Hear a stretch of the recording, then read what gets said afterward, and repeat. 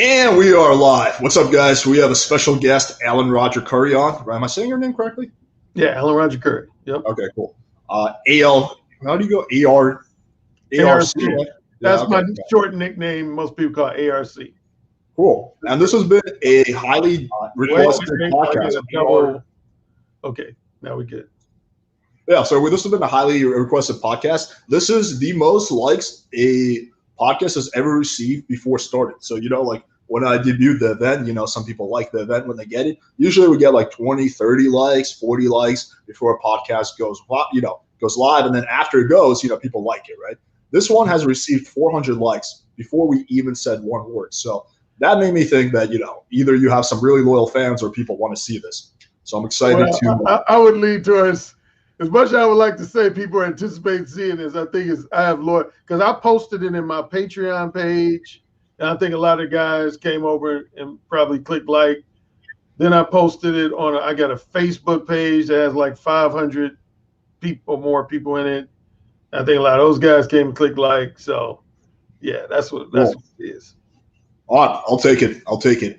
So let's start with this. For anyone who's not familiar with you, and I think most people probably are, but for anyone who's not, give like a quick background about what you do. Well, I've been in the game for a long time. Some people have called me the first black dating coach in the manosphere, because I've been around since 1999. People have been saying that about me too. Yeah. Oh, that's cute. Yeah. My nickname actually is the godfather of direct verbal game advice, because honestly, in the late 90s, early 2000s, almost everybody was about indirect verbal game. Mm-hmm. It was only two people who were really well known for giving direct verbal game advice, and that was myself and a dating coach who just passed away early this year by the name of David X. We were probably the two, I wouldn't say probably, we were the two most well-known direct verbal game dating coaches, starting with, say, 99 through about the mid to late 2000s. And my first book came out in May of 1999. It was called Mo 1, Let the Women Know What You're Really Thinking. And since then, I've written other books. But my main thing is I don't believe in trying to bullshit a woman or lie to a woman or mislead a woman to try to get in her pants. I'm all about being very verbally bold and straight up. In some cases, I'm as straight up as I will from the first time I meet a woman. Like before I say, hello, my name is Alan or anything like that, I'll be like, I want you to come to my place so I can slide my dick in your pussy. And I'll watch their reaction. I pay careful attention to their reaction.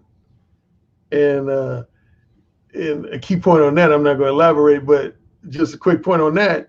See, by a woman's reaction to something that straightforward, that bold, you can tell the women who might be genuinely turned off or offended by that versus the women who are pretending to be. And that's a big difference.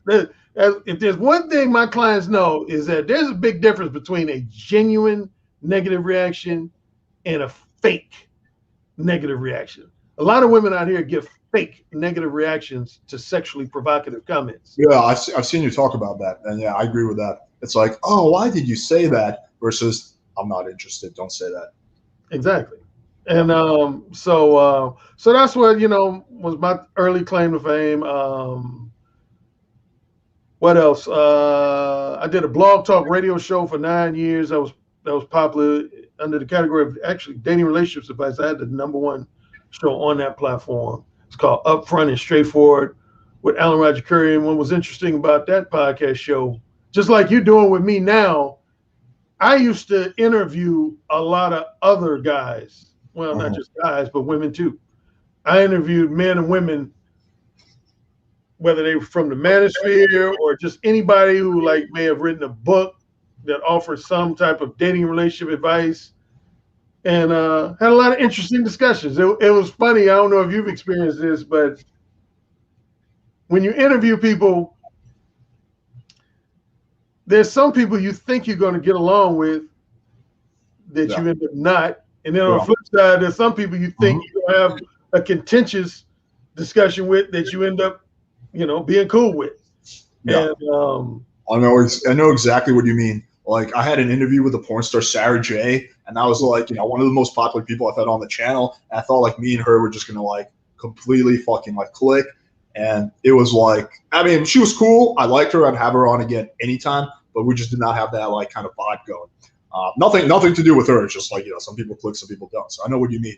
I've quite extensively gone through your content in the last 48 hours. I would say that I actually agree with a lot of the stuff you say. Like, I'll be honest, when I first started researching you, I thought like you're going to be kind of like really red pill and you're going to say things that I was going to disagree with. But I agreed with most. I think the only things you and I might disagree on is like the exact the exact technicalities, but we agree on all the big things. I'm also a big believer that you should be straight up. You shouldn't bullshit. You should be direct. That boldness is a huge part of game. That you can do a lot with your voice and how you communicate. But yeah, before we get into that, I do want to touch on like how you got into doing all this. Like, I remember you said a story about how you were at the club and there was one chick who was giving you shit, and then you just like went super direct, and then you saw how she turned around, she started giving you a blowjob. Was that like kind of the tipping off point for you, or was there something leading up to all this? Oh no, well, for my long-time followers, this backstory is going to be ultra repetitive, but it for me, it actually started all the way back when I was in college. Matter of fact, if I could plug my most recent book, No Free Attention. Yeah, I got a book called No Free Attention, and that's probably the number one book that has the most excerpts or portions where I explain my full backstory. But basically, when I was in college, I was in a fraternity. And one time I was in a dormitory room of these 3 black women that were in a black sorority. And they asked me, they said, Alan, can I pick your... No, wait, let me rewind. Pause on that. I'll rewind even before that. The summer after I graduated from high school, and I don't know if you can't see it with this view. I'm looking at the view. I have a poster on my wall over my right shoulder from a 1980 porn movie called Talk Dirty to Me. Okay. That was, you could say, the official starting point for me. That I saw that the summer after I graduated high school, which was in 1981, because I'm 58 years old. And me and my brother were over a friend's house. He liked to put porn movies in the VHS. And interesting enough, this particular friend, he had an interesting thing with porn. He liked to watch porn to crack jokes about it. Most guys, they want to watch it to turn on and jack off, basically. Yeah. He would just find different scenes that he thought was funny. But anyway, he put in his tape of this porn film called Talk Dirty to Me. And the lead character in that movie was basically what I would now call Mo 1. Every woman he dealt with, he would just, within the first roughly 3 to 5 minutes of his conversation with him, he would let him know he wanted to fuck him.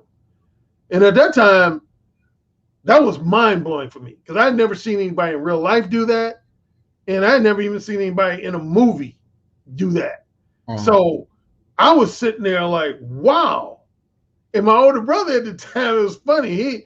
He could see I was taking a lot of mental notes, and he was like, bro, don't even think about trying this in real life. You're going to get slapped. You're going to get a drink thrown in your face.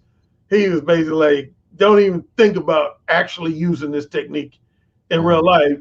And at the time, I kind of took his advice. I was kind of like, yeah, I guess this is a movie, a porn movie. Why should I be trying to imitate? But it kind of stuck in my head. Now, fast forward approximately 3 years into the future to the story I was about to tell you. I was in the dormitory room of 3 sorority women, and they said, Alan, can we pick your brain? I said, sure. They said, what's up with a lot of these men on campus, particularly a lot of your frat brothers? I said, what do you mean? They said they're such liars and manipulators. Like they'll give you the impression they want to be, your next long-term boyfriend. But then after they have sex with you 2 times, 3 times, 5 times, 10 times, all of a sudden you don't hear from them again. And I said, oh, that's simple. They didn't want a relationship. They just wanted casual sex. But they didn't have the courage to straightforwardly tell you that. And they were like, well, why not? And I was like, well, you would have to ask them, but I would think it's because they're scared of rejection. And they basically went on to say, they said, shoot, a lot of us women are down for casual sex. But we don't want to be tricked into having casual sex. We don't want to be manipulated into having casual sex. We would prefer that a guy just be straight up and tell us that's what we want, because there's at least a 50% chance we might want the same thing. And at first, I kind of lightheartedly teased them and called them whiners and complainers. But then a couple of days later, I kept marinating on what they were telling me. So I went back to my frat brothers and asked them. I did kind of like an informal survey. I said, hey guys, let me ask you a question. When you meet a woman that you know you don't want to be in a serious relationship with, basically you just want to casually fuck them, do you lie to them and bullshit them, or are you straight up? Probably like 98, 99% was like, come on, Alan, man, you cannot be straight up with a woman and telling her that all you want to do is have casual sex with her. That's a recipe for rejection. You ain't gonna never be successful getting no woman in bed if you tell them straight up that you ain't have no desire to be in a relationship with them and all you want to do is casually fuck them. And so I start referencing that movie in my head, Talk Dirty to Me. And I basically said, I disagree with you. So a few of them challenged me. They said, okay, the next party we have, we want to see you go up to some women and tell them straight up that all you want to do is fuck them. We're going to be laughing at you, Alan. They're going to be throwing drinks in your face. They're going to be slapping you, blah, blah, blah. Same thing my brother had said. Long story short, at that party, I proved them all wrong. I was being mode one, in many cases, what I call mode one hardcore. And what the kind of general reaction was, initially the women would have an adverse reaction. This goes back to what I was talking about fake nigga reaction. Like a lot of women initially, they would be like, what? What did you say? I'm not no hoe. I'm not no slut. You can't be talking to me in all kind of way like that, blah, blah, blah, blah, blah. And I would just calmly look at them like, yeah. So, you know, that's one thing I will admit I picked up from Jack's character and Talk Dirty to him. Whenever women start criticizing something, he would remain cool, calm, and collected. So I would just look them dead in the eye while they doing all that. And I'd be like, so does that mean we not fucking?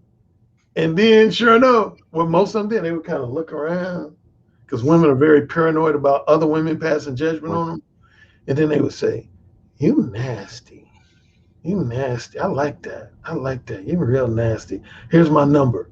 And so some of my frat brothers saw that. They would be standing like a few feet away, and they start calling it the Jedi mind trick. They was like, damn, bro, how'd you pull off that Jedi mind trick, man? Like that woman looked like she was about to curse you out or slap you, but then all of a sudden you had her smiling, and in some cases you was tongue kissing the woman. Dude, you got to teach us that shit, man. What was that all about? And I was basically telling him, I said, man, I'm just real straight up, and I don't get bent out of shape when women criticize me or insult me. And so I started becoming like this campus legend. Matter of fact, that was my nickname, D.A. Legend, the legend. Guys would introduce me. They say, man, this is Alan, man. We call him the legend, man, because he just straight up with women. And my brother came transferred to that campus. Again, he was still skeptical. But skipping on miscellaneous details, we had an incident where he saw me in action at a grocery store. I met this woman, talked to her for about 10 minutes in the grocery store.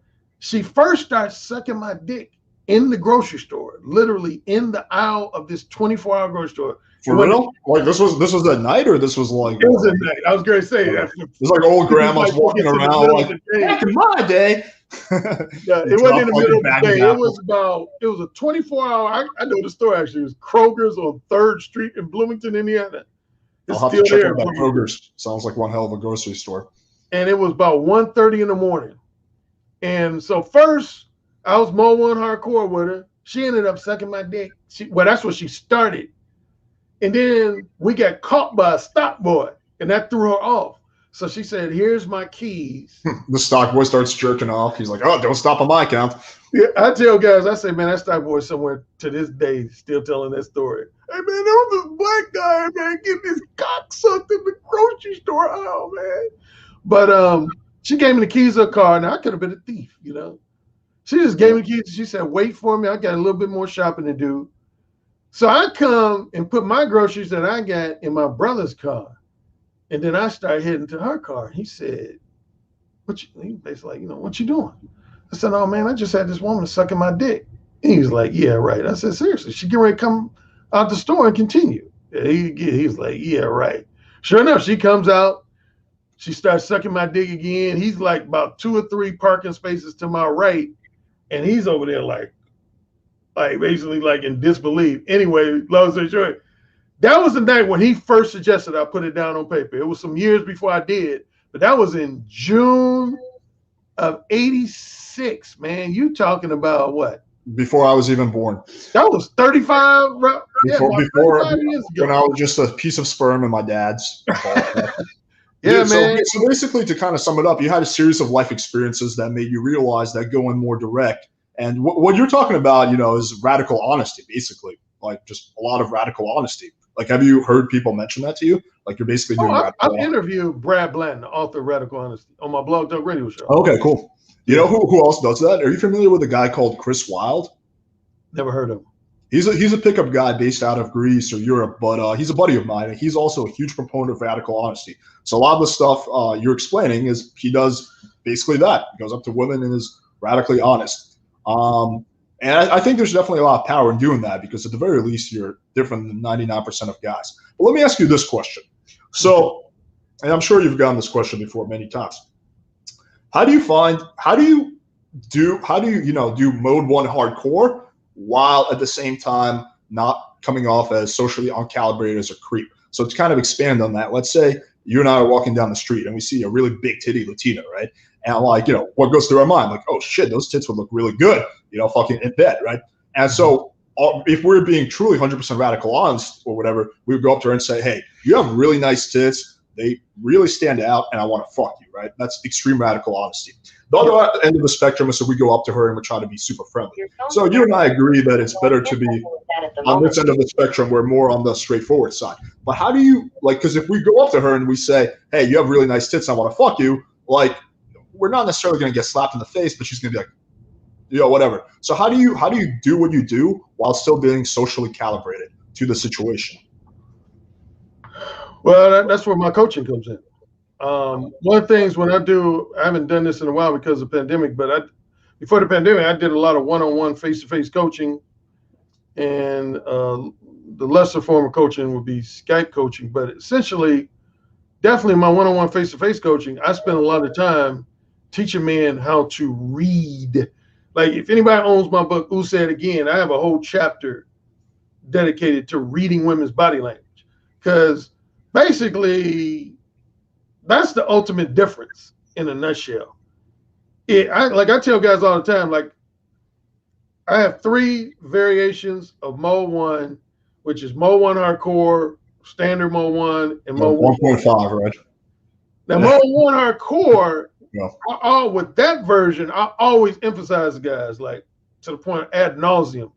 I say, man, you got to be able to read women's body language. Mm-hmm. If you're a guy who's poor, combination of 2 things. If you're poor at reading women, number 1, and number 2, speaking of body language, your own body language is weak. Uh-huh. It's like, meaning it's like nervous. You have a demeanor and disposition that's kind of nervous, awkward, non-confident. See, women can sense all that like in a matter of seconds. In case anybody in your chat room don't know that, women, think of the Terminator. I'm assuming everybody's seen the movie The Terminator. If you remember The Terminator, you know, even though he was a robot, so you can't necessarily compare him to a human, but as a Terminator, whenever he would be in the company of somebody new, he would do like this 3 to 5 second scan of them, and he basically read everything about them. Uh-huh. If they were happy, sad, afraid of them, not afraid of them, et cetera, et cetera. You got to be able to do that with women if you're choosing to be Mode 1 Hardcore, and women are most definitely going to do that with you. So to answer your question, I never blindly just go up to a woman and say, hey, you got some great tits, and I want to squeeze them and suck on them. What I'm going to do, using that Terminator analogy, I'm going to scan a woman. I'm going to look at her. I'm going to try to lock eyes with her. That's the first thing I always try to do. When I'm in a company with a woman, first thing I try to do is lock eyes with her and see what she's really about. I can tell what a woman is really about usually by how she uses her eyes, by how slow or how fast she walks. And once we get to talking, by how she uses her mouth and verbally expresses herself. But as far as before we start talking, just those two things: how she uses her eyes and how she walks. And so, in a nutshell, I can sense when I'm in the company of a woman who's going to have a fairly receptive response to Mo One Hardcore. So you're reading the woman, and that determines your approach. Exactly. Okay. Exactly. Like, based on what I read from a woman, that will determine if I'm Mo One Hardcore, regular Mo One, Mo 1.5, or even if I just decide not to approach the woman at all. Okay, that makes sense. And so I'm assuming you also like feel out the situation. So when you approach a girl, your opener isn't like, "Hey, I want to fuck you." I'm assuming you say something like, "Hey," and you feel out her energy before, right? Is that correct? No, it's not. No, okay. Sometimes I do. It depends. What I basically was just saying. It depends on the woman. Like, again, that's one of the reasons why I developed, kind of this legendary reputation. Because there has been moments when I've been in social settings where the average guy would say, "Hey, my name is Bruce. What's your name?" "Oh, Linda. Glad to meet you." Where I've been like, "Damn, you got some dick sucking lips like a motherfucker. I can't wait to see my dick." And that's your opener? That's be my opener. Okay. Yeah, when I'm on One Hardcore, man, I ain't scared to say shit in a nutshell. I have literally said anything when I'm Mo One Hardcore. Now, when I'm standard Mo One and definitely Mo 1.5, that's when I start like to give the gist of each one. Again, Mo One Hardcore is what I just said. That's when I have no filter whatsoever, like literally like none. You're just basically saying whatever comes to your mind. My opening comment might be, "I want to bend you over and fuck you in the ass." Literally. Okay. That would be my opening comment, Mo One Hardcore. Standard Mo One, I will usually start off by inviting a woman to share my company. That's usually my starting point. So the closest thing I have to a default approach opening with a Mo One standard would be, "So, when would you like to share my company one-on-one? Next week or the week after?" And I see how she responds to that question. And then that will decide what I talk about after that. And then I slowly escalate to being more sexually provocative and sexually explicit. But I don't start off I just start off again. Because my attitude, if a woman ain't interested in sharing my company, even before I brought up the subject of sex, then it's like, what's the point? Right. So that saves me. I agree with that. So a big part of your game is screening as well. Oh yeah, big time. Big time. Screening is extra important for me. And in Mo 1.5, that's the most tamest conservative version of Mo 1. That's when you don't use any profanity at all. My brother actually came up with Mo 1.5 because he didn't like using profanity or explicit language with women. That didn't jive. It wasn't congruent with his personality. So with Mo 1.5, two things. Number one, again, you don't use any profanity or X-rated language. And number two, instead of letting most women know what you're interested in, you would let women know what you're not interested in. So, for example, instead of telling women, "I'm only interested in short-term, non-monogamous, casual sex," with Mo 1.5, you would say, "Hey, I got to let you know up front, I'm not into platonic friendships with women. And right now, I'm not really looking for anything long-term or emotionally profound or strictly monogamous. That's just not my thing. I wanted to let you know that up front."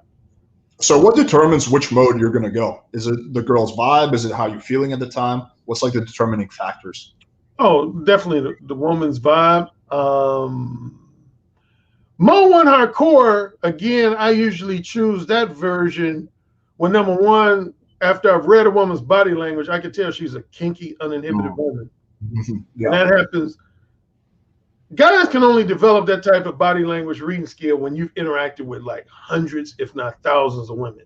See, and that's what I tell guys. If you're the type of guy that stay in the house all the time, and you're basically like a hermit or a recluse, and you only have occasional social interactions with women, you're not going to be able to read women to the degree that I'm able to. Because after you've interacted with so many women, what happens is you begin to see patterns. And specifically, you begin to see the patterns between the more prudish women and the more erotically uninhibited women. 100%, you see the little fine, subtle differences between their body language cues and signals. Yeah. So that, and secondly, definitely I'm Mo One Hardcore if a woman gives me immediate, like, I find you physically attractive vibe. Right. And she's looking at me like, dang, you a good looking guy. I'm almost always mode 1 hardcore. Standard mode 1 is when I'm honestly not sure how prudish a woman might be or how erotically uninhibited a woman might be. Something about when I read her, I wasn't able to get a definite read on her. So because I'm not sure, I want to slowly escalate, and I'll throw out little comments to see how she reacts to them. So like I might say, throw out a comment about getting my dick sucked, and if I see her face kind of like curl up, like, oh, like, then I'll be like, okay, she's a prude type. So I'm not going to use any more explicit language with her. Right. But if I see a woman just kind of has a reaction like, oh, you're bad boy, you're bad, I'm like, okay. So you calibrate after the fact, not before. So you go hard, and then if it doesn't work, then you calibrate. You don't calibrate before, right? I think that's the you can say that. That's kind of what I'm picking up. You can say that. And then mode 1.5, I usually use that when I'm almost either one or two things. Either when I know for a fact that I'm dealing with a woman that's fairly prudish, or number two, when I'm not sure on my end if I want casual sex or a possible long-term relationship. Like, if I know for 100% fact that I just want casual sex, I'm either be mode 1 hardcore or standard mode 1. Oh. I'm never going to be mode 1.5. So there you have it. So let me ask this question. Generally speaking, what kind of reactions do you get with mode 1 hardcore? Oh, they've been all over the place. Here's the thing. I did a Patreon live stream when I talked about this. You would think out of those three on paper that the worst reactions I could have ever got in life would have been from mode 1 hardcore. Yeah. Believe it or not, it's actually been the opposite. Some of my genuine, again, there's a difference between a genuine negative reaction and a fake negative reaction. You're talking about a genuine negative reaction? I've got more genuine negative reactions when I've been mode 1.5. Mode 1 hardcore, most of my reactions have either been one or two things. From the women who were interested, they would initially, going back to that frat party I talked about, they would initially have a negative reaction. But can you quickly expand on the difference between a genuine negative reaction and a fake negative reaction? Because I think a lot of guys might be wondering that. Well, here's a simple difference. When a woman is genuinely, here's what I found. Okay, number one, if anybody's reading my books, and there's probably some people in the chat room have one or more of my books, the starting point of understanding a lot of my philosophy is I have 5 archetypes of women I talk about. And that would be reciprocator, rejector, wholesome pretender, erotic hypocrite, and a manipulative time waster. And I give you the brief gist on each. Yeah, I think we got to expand on that. Reciprocator and rejector are the two easiest to understand. Reciprocator, that's a woman that almost from the time she meets you, she's going to let it be known that she finds you physically attractive, sexually appealing, and pretty much anything you invite her to do, she's going to be down. There's not going to be any persuasion involved. You're not going to have to do any true persuasion or seduction. It's just going to be all about physical attraction. So that's a reciprocator. A rejector is almost just the opposite of a reciprocator. Rejector is a woman that knows from the time you open your mouth, she's just not interested in you. It could be because you're just physically not her type, or it could be because she's already married, engaged to married, and got a long-term boyfriend that she's deeply in love with, and she's not trying to open the door to be tempted to cheat on him. So she's just going to very calmly, usually very calmly let you know, I'm not interested. The 3 tricky types of women, wholesome pretender is a woman that deep down is down, but she pretends to be a good girl. In some episodes of short-term non-monogamous casual sex, but her social programming, this is what my book, Ooh Said Again, is all about. You got to understand, fellas, if you didn't know this already, most women are socially programmed to always present themselves to men as the respectable good girl.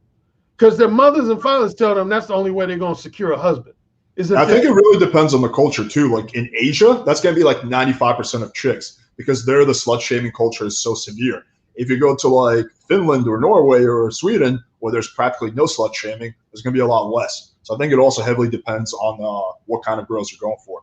Yeah, I would generally agree with that. As a matter of fact, I watched an interesting video about I was going to say Finland. Wasn't Finland? It's Iceland. Iceland up there is interesting. On a quick side note, Iceland, there's this video on YouTube. All the women up there want guys to be Mo 1. Like all of them. One of my followers sent it to me. He said, Alan, you got to watch this. And sure enough, they're all about cat. They're one of the most least judgmental cultures that I've been exposed to. And all the women were basically like, we don't want guys coming to us pretending like they want a relationship or marriage when they really don't. If they just want to fuck, we want them to tell us that they just want to fuck. But anyway, going back to my archetypes, a wholesome pretender is a woman that's going to be conflicted between what I call her good girl voice, which I always metaphorically say is represented by the angel on the right shoulder. I call that a good girl voice. And then her naughty, lustful, naughty girl voice was represented by the little red devil. So a wholesome pretender, she's going to be conflicted. So going back to that question about fake reaction, wholesome pretender is always going to give you, if she's attracted to you, a fake negative reaction. Like, oh my God, I don't believe you're talking to me that way. You're talking about squeezing my tits and putting your cock in my mouth. Oh my God, I don't think that's appropriate. But here's the key signal. She'll be saying all that, but she won't be making any attempt to end the conversation. Right. She won't be making any attempt to walk away from you or say, hey, I don't want to continue to have this conversation. She'll be saying all the stuff she thinks she's been programmed to say. Right. Oh, that's so rude for you to talk to me that way. Oh my God, I can't believe it. Deep down inside, she's turned on, but she has to go through the script she has in her head. Yeah. There you go. And the thing about it, a lot of the women I've fucked in the past, after we were fucked, they would admit that. I would end up talking about it with a lot of them. And that's what they would say. Like I would say, hey, how come when I first started talking dirty to you, you acted like this prudish bitch, but then later on you gave in? And they would end up saying something to the fact, they said, well, Alan, you got to understand, us women, we're under pressure to always be the good girl. Yep. And we don't want to be slut shamed. So we're basically taught to react negatively to anything that's too sexually explicit. But they were going to say, but we got our lustful desires too. We want good dick just like y'all want good pussy. Oh, women are hornier than men. I tell men all that. Man, I tell men that all the time. Now, some percentage don't believe that for whatever reason. But I think I just said that in my very last live stream. I said the biggest scam, that's what I told my guys, my very last live stream. I said the biggest scam that many women have run on men is giving you guys the misleading impression that they don't want sex and enjoy sex as much as you do. Because that's how they're able to manipulate guys and take advantage of them financially by pretending like, I could go weak. Sex is for you. I give you sex, you do something for me. Right. Yeah. And so now the next archetype, erotic hypocrite, is very similar to a wholesome pretender. The only difference is she's a bit more pretentious / snobbish. She's definitely more materialistic, more status oriented, and probably most prominently, she's more antagonistic and argumentative. In other words, erotic hypocrite is the type of woman that, say I was Mo 1 hardcore with erotic hypocrite, she's gonna shit test me to death because she wants to see if I'm really alpha or if I'm trying to pretend to be an alpha. So let's say it's a woman, I even say more specifically a black woman, because black women love to challenge a man's manhood. Like if I'm Mo 1 hardcore with a black woman who's a erotic hypocrite, she's gonna be like, did you just really talk to me like that, motherfucker? Do you really think I'm gonna go to bed and you talking about putting your dick in my mouth and squeezing my tits? Get the fuck out of here. You asshole, you jerk. You have no home training. What's wrong with you? What would make you even think? Now, see, the average guy would wilt under that and be like, oh, she's let me have it. I got to get out of this conversation. Whereas I step to those women and be like, hell yeah, you know you want this dick, bitch. You know you want this dick. Because why you still standing here then? That's usually one of my top questions. I'll say, why are you still sitting here? Why are you still standing here then? And then they'll usually pause. Because I know they don't want to reject me, because if they want to reject me, they would just simply say, I'm not interested in having sex with you. Wow. And that's where a guy got to listen closely, see. And this is a free tip to a lot of guys. Never assume a woman is rejecting you just because she's criticizing you and or insulting you. Never. A lot of guys make that mistake. They think because a woman is harshly criticizing them or insulting them, that automatically means that that woman is rejecting them. No, no, no. An erotic hypocrite archetype is a classic example of that. What they're doing is they're shit testing you. Because see, here's how erotic hypocrite and really a lot of women think. And this is where the delineation between alpha and beta comes into play. An erotic hypocrite's attitude is, if you're a true alpha male and you've passed all my shit tests, I'm going to go ahead and give you this pussy for free. You ain't going to have to take me out to dinner. You ain't going to have to spend a lot of time, talking to me on the phone. Do none of that shit. I'm just going to give you the pussy. But if I suspect that you're beta, you're going to have to do all that shit. You're going to have to take me out to dinner. You're going to have to buy me some materialistic gifts. You're going to have to spend a lot of time talking to me on the phone. I know exactly what you mean. Yeah. Yeah.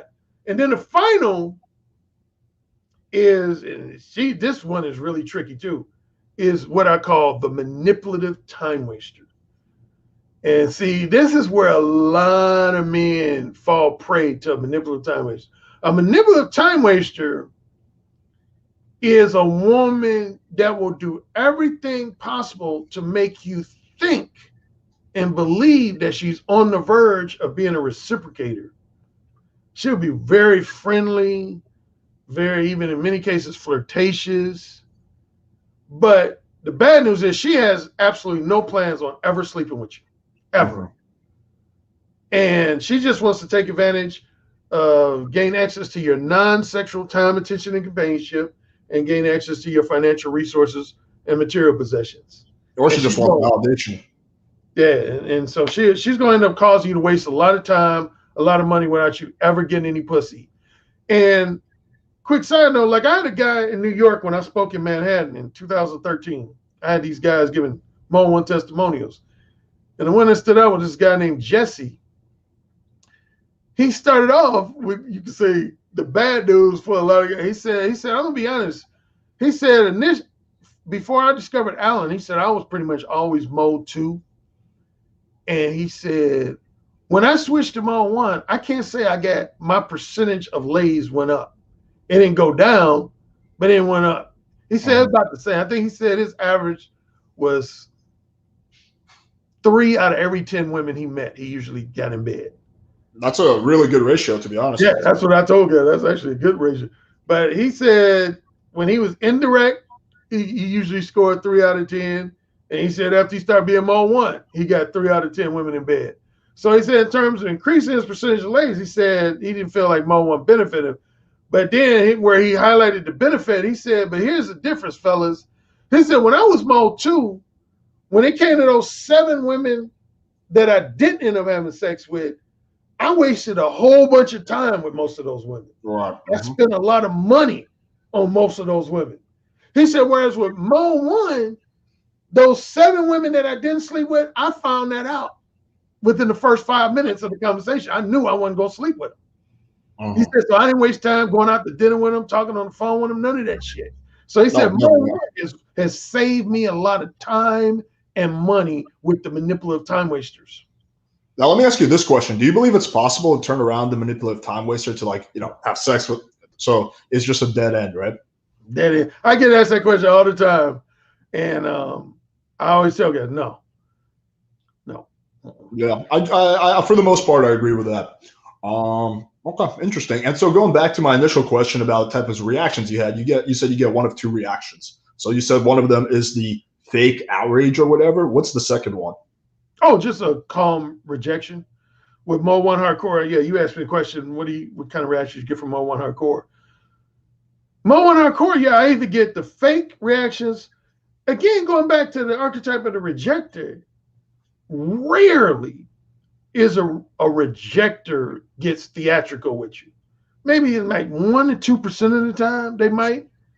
But generally, when a woman is, at least with me, when women are just genuinely not interested in having sex with me, they don't go off like, oh my God, you're an asshole for saying you want to put your cock in my mouth. Oh my God, I can't believe you said that. Blah, blah, blah, blah, blah. they'll just say, look, half the time they'll usually compliment me. They'll say, "Ooh, you're bold. I like your style. You're bold." I gotta tell you, I'm not, like I have these verbal seduction stories in Who Said Again in part 2 of the book, and one of them involves a rejection. It was actually a woman who was a famous R&B singer at the time. I'm not gonna say the name, but yeah, she was real famous. And I was more one hardcore with her, and she was a classic example. The bad news was she rejected me, but she complimented me. She said, "What's your name?" I said, "Alan." She said, "Alan, I love your approach." She said, "Nah, I'm in a relationship," and I knew who the relationship she was in because the guy was also real famous. I'm not gonna say his name. He's a famous singer, musician. She said, because what happened, she first had on sunglasses. So that's why I didn't recognize her. And I was more one hardcore with her. And then I told her I wanted to slide her jeans down to her knees and bend over and fuck her doggy style. And then she lowered her sunglasses. And I was like, oh shit, in my mind, like, oh shit, that's so-and-so. Damn, like, she's famous and shit. But anyway. We can bump your music while I bend you over and fuck you in the ass.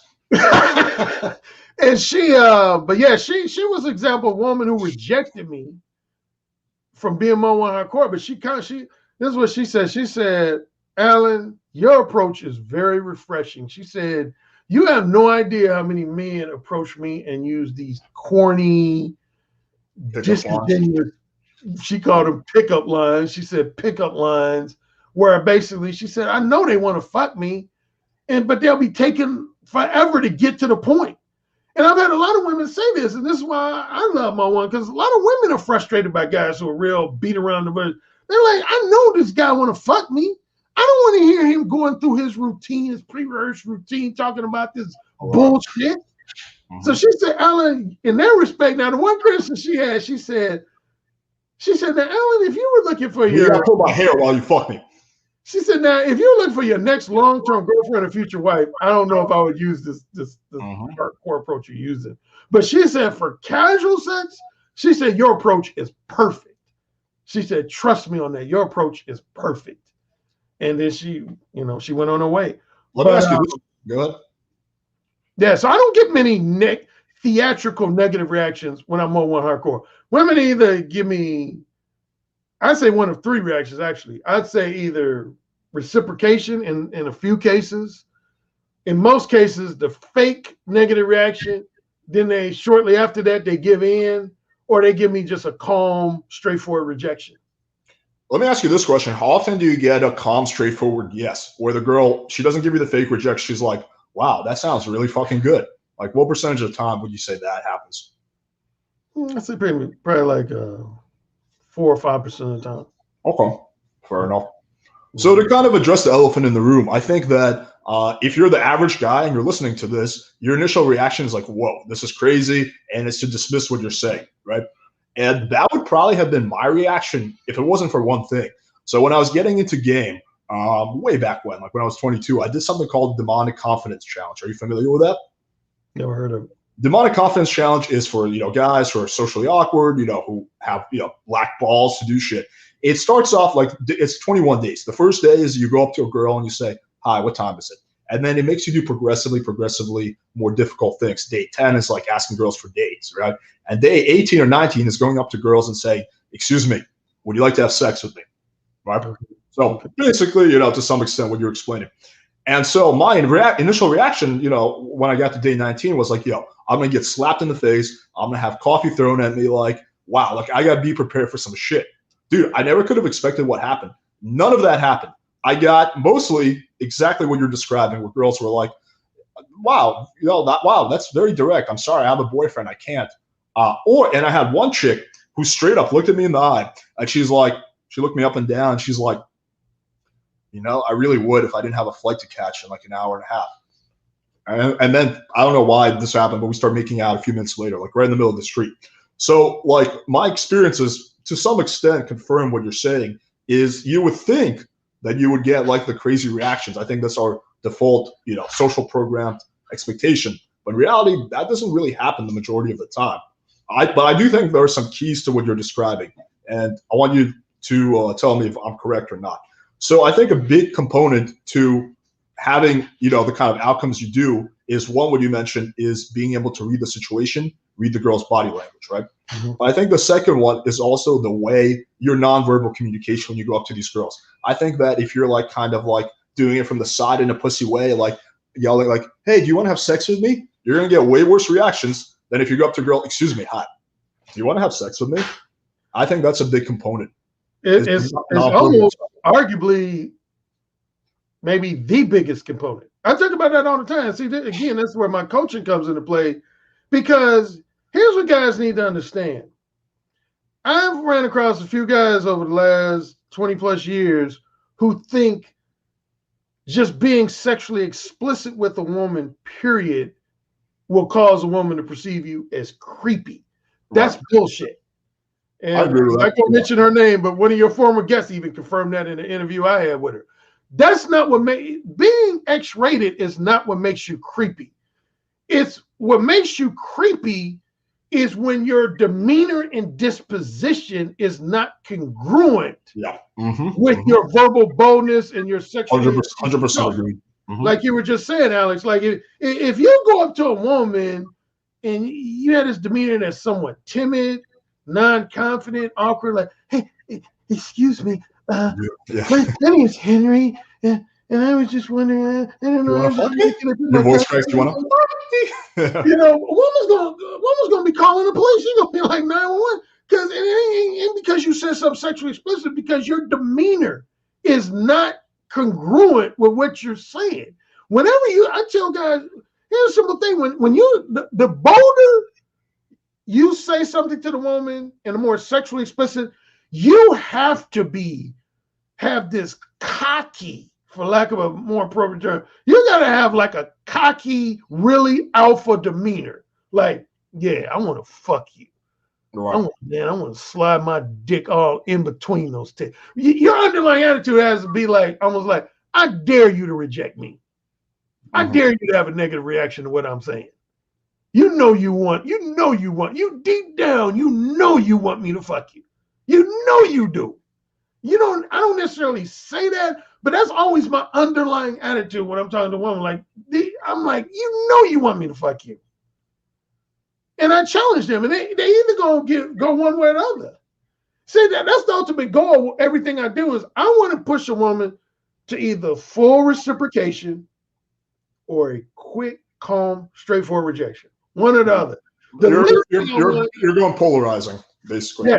The least thing I want is right in the middle, which is open the door for a woman to engage in manipulative head games with you. That's the least thing I want. It's funny you say that, because when I was kind of getting into online game, this was probably 2014, 2015. What do you associate with Tinder and Tinder bios? You think that you have to be like kind of witty and charming and all that, right?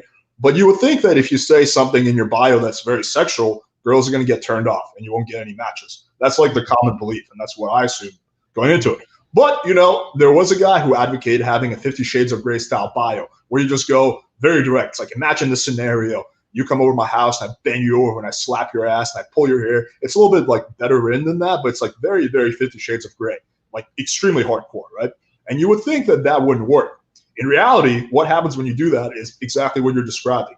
You get less matches, but the matches you do get, they're way more down. So instead of like meeting up with 5% of the girls you match on Tinder, you meet up with 30, 40%, right? Because you're going more polarizing, you're screening out the time wasters. So I definitely think there's a lot of benefit in being more direct and being more polarizing. Mark Manson talks about in his book. He's like, one of the mistakes guys make is they're not polarizing enough.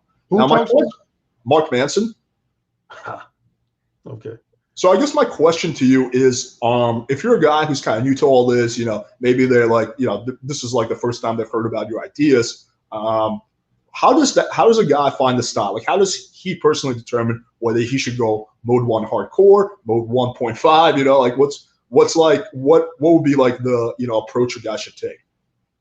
Well, for me, if a guy, again, I hate to keep plugging my coach, but if a guy hasn't done coaching with me, then that's when I never enthusiastically recommend a guy starting off with mode 1 hardcore. Because I just tell guys, if you don't know how to read body language, things can become disastrous by you trying to be more one hardcore with a woman. No, I agree with that. Now, here's the thing, though. That said, I do have to tell this quick story. I had one guy, this was years ago, who was actually a friend of mine. And he saw the success I was having. So he's basically like, Alan, I want to be just like you, man. So he came back to me a couple weeks later. He said, man, I'm just not clicking with these women. I said, what's wrong? He said, man, I'm being verbally bold like you. I'm being sexually explicit like you. And he said, here's the reaction I'm getting. It's not so much a negative reaction per se, but women actually will giggle at me like I'm being a comedian. Like they're not taking it serious. Right. And I said, give me an example of some things you say. And so he told me, and they were really verbally bold, explicit things. I said, okay, I'm going to shadow you. And so I shadowed him, and I found out his weakness. One of my principles with men is once you do say something verbally bold and sexually explicit to a woman, don't ever, and I know it's going to be hard in some situations for some guys, but don't ever later back down or apologize. Don't backtrack for what you say. Don't ever. Yeah, I can't emphasize this enough. You'll become dead meat in the waters. I swear to God. 100%. And that's what he was doing. When women would give him any degree of resistance or any type of criticism or mild insult, he would basically be like, "Oh, I'm sorry. I didn't mean to say that." I said, "Dude, why are you apologizing?" And then once he dropped that, he started getting laid like crazy. Yeah, because if you start backtracking and apologizing, your frame collapses. So the way I see it is like it's a series of frames. Her frame is that what you said might be potentially outrageous. Your frame is that it's totally cool and normal. And you guys meet, your frames crash.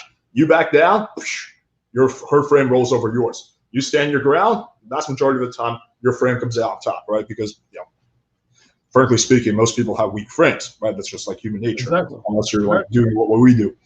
Yeah, man, that's I agree with that. So let me ask this question. I almost hate kind of getting into this stuff, but I think it's something that a lot of guys might be thinking.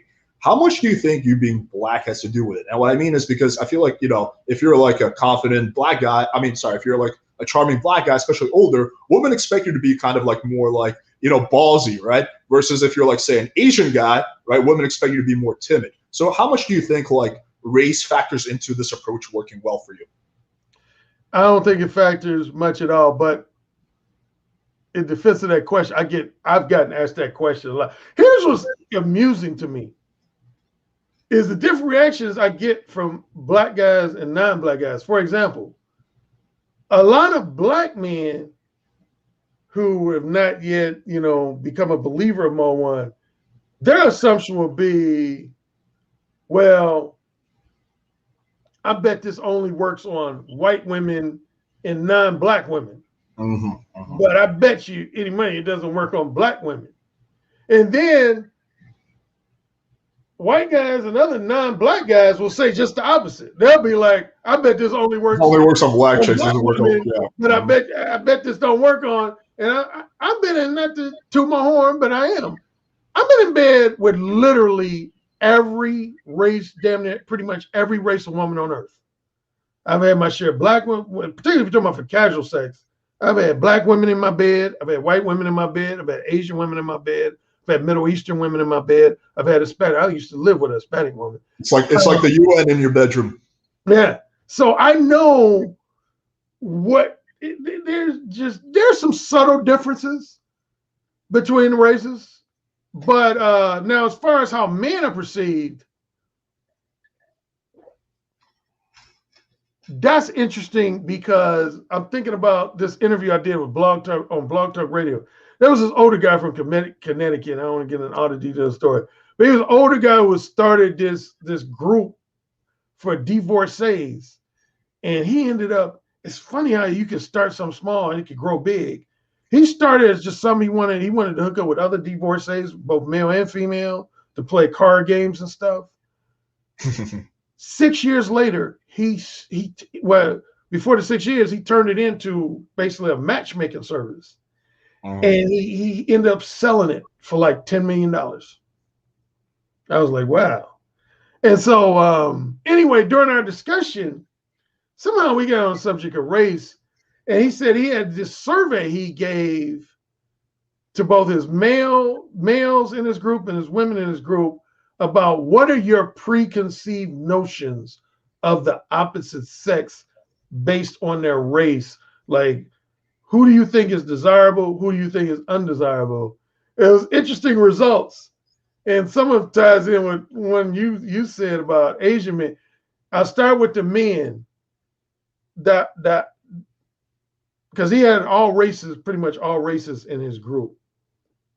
And Caucasian men were ranked number one on the male end. And he said the general reason why they were considered the most financially stable and just mentally healthy, which you could agree or disagree with, but that's what he said they gave as the general reason.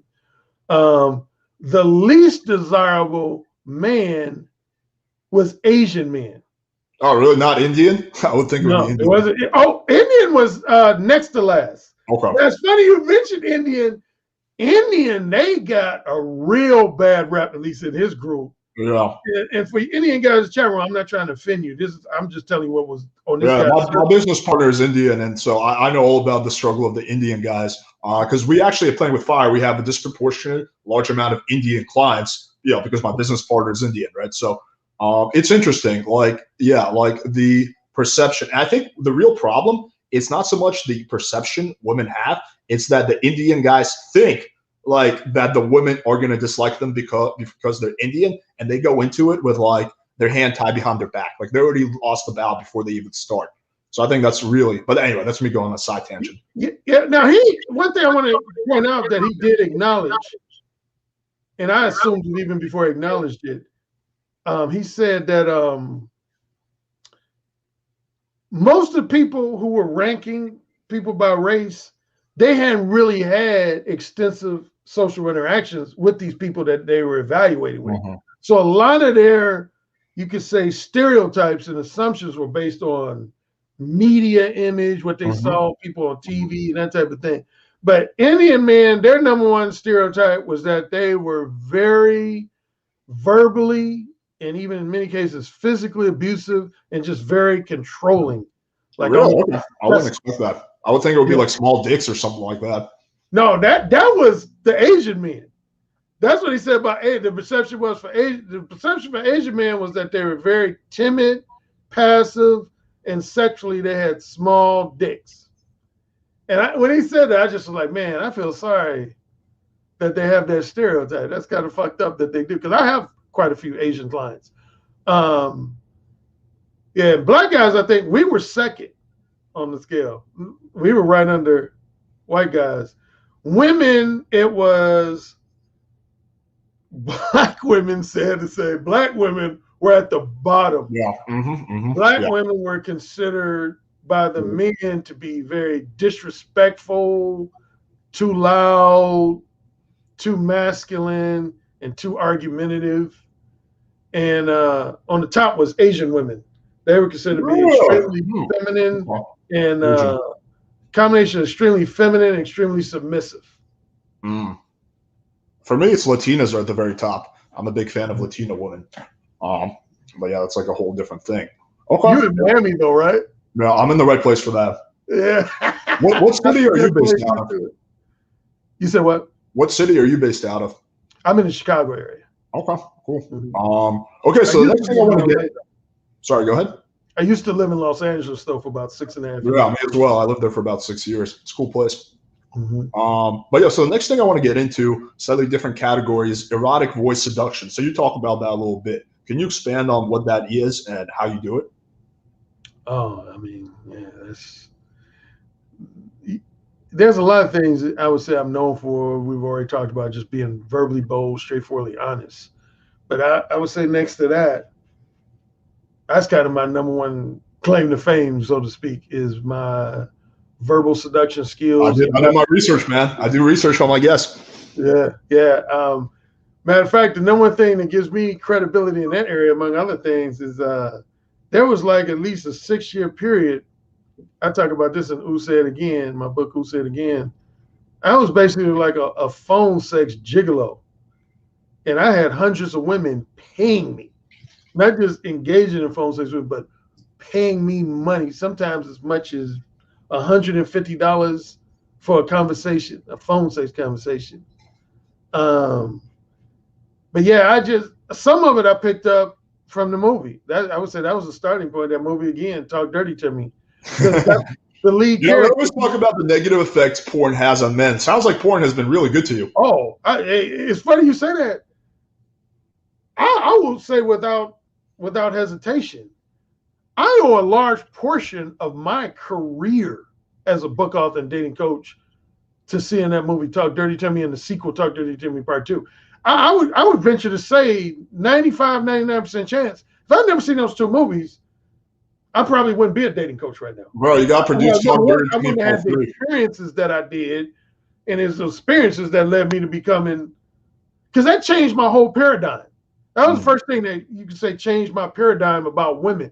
Because the biggest thing when I was talking about my archetypes that I learned from those two movies, there was a lot of things I learned, but about women was the simple concept of sexual duplicity.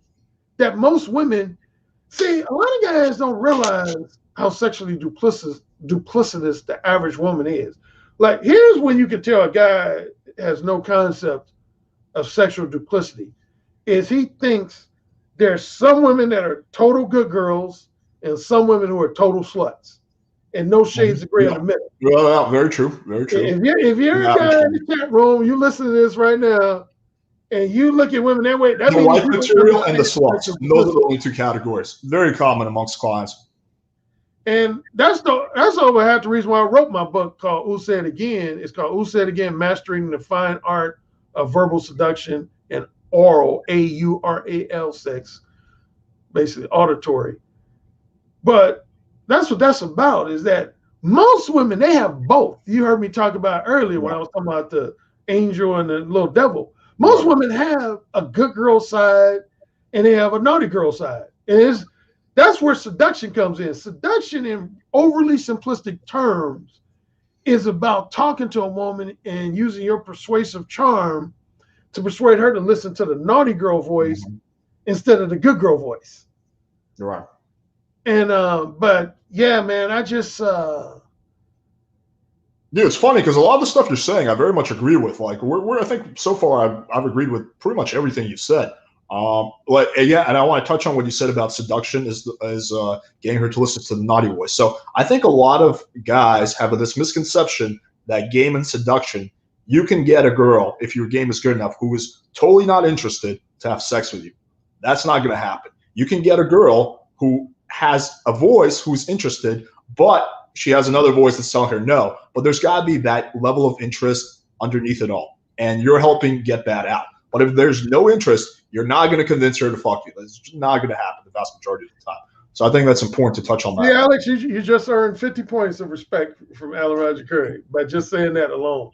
Because seriously, that's the first thing. If anybody has read my book, both my 1999 version and my 2006, I think all my versions I say that. But I say that in my introduction. I basically say to avoid any potential accusations of me being something along the lines of a snake oil salesman or a scam artist or just trying to sell guys a bunch of overhyped bullshit, I said, I'm going to lay it out to you as bluntly as I can. I basically said what you just said. I said, if a woman is just flat out not interested in you, not attracted to you, doesn't find you physically attractive or sexually appealing in any way, shape, or form, ain't shit you could do to change her mind. Nothing. I said, there's going to be a lot of some PUAs out there. They're going to try to tell you, oh, you can do this and then do that. Yeah, no. The only thing where seduction comes in is when a woman, as you, again, I'm repeating basically what you just said, but is when a woman is pretending not to be interested in you because she's listening to her good girl voice. That's when seduction benefits you and helps you out. But if a woman is, just flat out not attracted to you, ain't shit you could do. For example, if you're a man that's, I don't know, not to pick on obese guys, but let's say you're a man that's 5'4", 450 pounds, you got 3 teeth in your mouth, and you don't take a bath on a regular basis. I don't care how many times you read my books or anybody else's to take anybody else's dating advice, you're going to have some problems. Right. Just real talk. You're going to have some problems. Yeah, the voice thing, man, I just kind of cultivated, because see, that's one of the most underrated things that a lot of guys don't realize, man. It's not, what you say is definitely important. I already talked about your demeanor and disposition is important, but it's your voice. Like I always joke with guys in my live stream. I say, you got two guys say the same thing, but if one got some kind of goofy voice, I'll give you an example.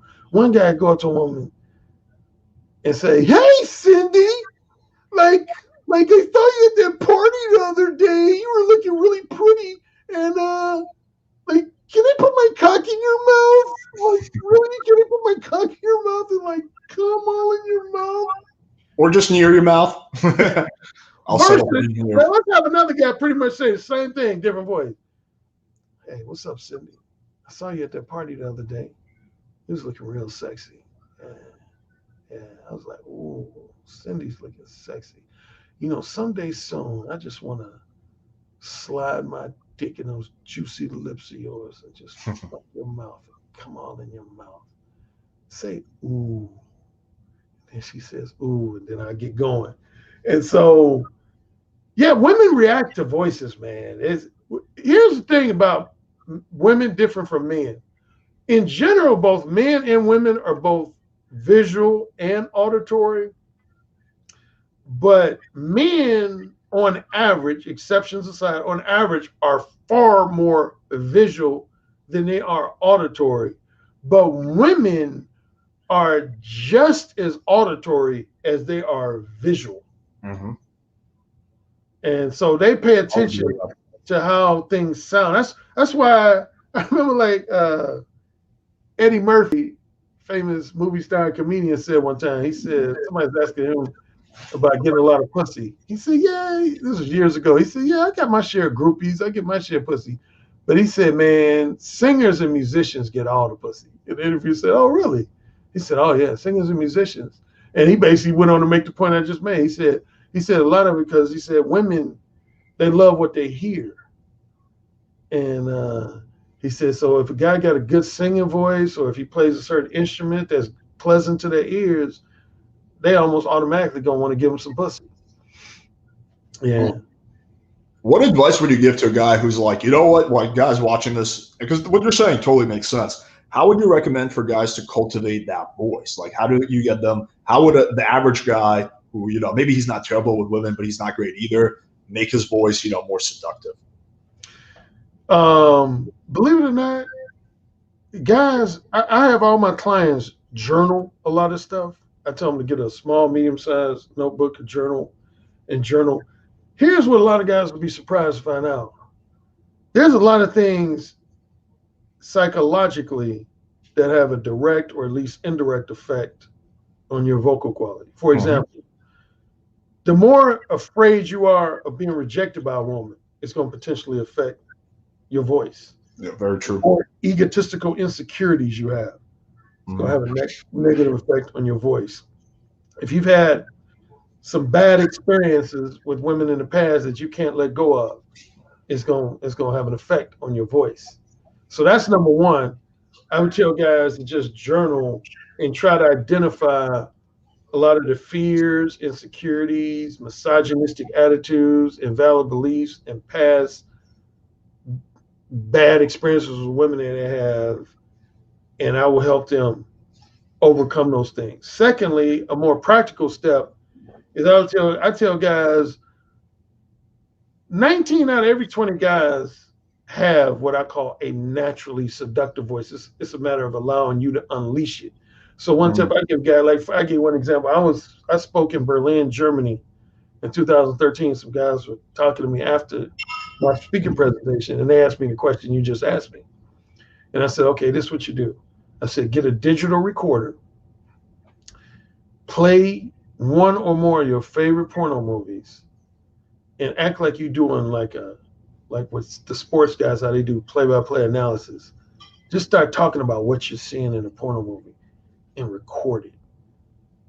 and let your breathing be natural. Breathe from the diaphragm, not your throat. Breathe from the diaphragm. I said, if you have to, jack off while you're talking. And that's where the guys start laughing. They're like, oh, come on, Alan, man. That's crazy, man. That sounds kind of weird, man. But here's the thing. It feels so good. Yeah. Here's the thing. All the guys who would tease me saying that sounded kind of weird, those guys wrote me like 3, 4, 5 weeks later. It was like, damn, Alan, you a genius, man. I can already feel my voice improving because of that routine. I do it like weekly, man. I get my digital recorder out, I play a porno movie, and I just start talking about what I'm seeing. And a lot of times I'll masturbate, I'll rub one out. And man, it's like my voice does. It sounds totally different. It sounds more seductive, just more sexual. And I was like, see, told you. See, kids, jerking off can be a good thing as well. Yeah, there you go. Very interesting. I definitely agree with the premise that how you feel and your inner stuff definitely affects your voice. So criticism that I sometimes, not criticism, whatever, some people say this, is that I fake my voice in my videos. And the argument they make is if you go back to my videos from 2 years ago when I first started YouTube, my voice didn't sound like this, right? It was very much more, okay, guys, so, you know, it's like a lot less confident. But what I tell them is I don't fucking fake my voice. 2 things happened. One, I started TRT. That was part of it. But 2, I got a lot more confident making videos. I've been making videos consistently for 2.5 years, like 2, 3 a week. Of course, I'm going to get way more confident at it. Like if I didn't, then I'll be really bad at my job. So, and in a year, my voice is going to sound even more confident, right? But if you put me in a situation where I'm not confident, like say you put me in a boardroom meeting with like, you know, a bunch of Wall Street guys talking about something I know nothing about, like accounting, my voice is not going to be that fucking confident. I'll probably waver a lot more. I'll probably be like a little bit more up talk, you know, shit like that. So yeah, definitely your internal shit affects it. Advice I give guys is, for example, I'm a big fan of voice memos, right? Because a girl can feel your personality, feel your vibe. So when I send voice memos, I don't send the first voice memo I record. I record a voice memo, I listen back to it, and then I try it a few more times until I get my voice just right, just on point. So yeah, I do think that the voice thing can be huge, like really huge. Just like I've had so many women compliment me, like, "Wow, like you have a really sexy voice." Right? I've had a lot of women. I've actually did YouTube videos where I said there's a percentage of women that I've had sex with in my life where they told me that was literally like 80 to 90% of the reason why they chose to sleep with me. They was like, Alan, well, a combination of the quality and tone of my voice and my verbal kinkiness. Those 2 combined together, a lot of women have told me, they say, Alan, that's the main reason why I opened my legs for you, because they were like, you just have a really seductive voice and you know how to talk dirty better than probably any man I've ever been with. You know, so, okay, I appreciate that compliment. So 2 other things I want to touch on before we take questions from the audience. The first one is you talk a lot about this in your videos, guys, you know, being the nice guy, right? Guys who just get rolled over by women, right? And we're in full agreement on that. I 100% think you should not be the nice guy. I was a nice guy for many years. It did not work out for me at all. Like I remember when I was 19 or 18, whatever, I had a hot girl sleeping in my bed who I very much was sexually attracted to.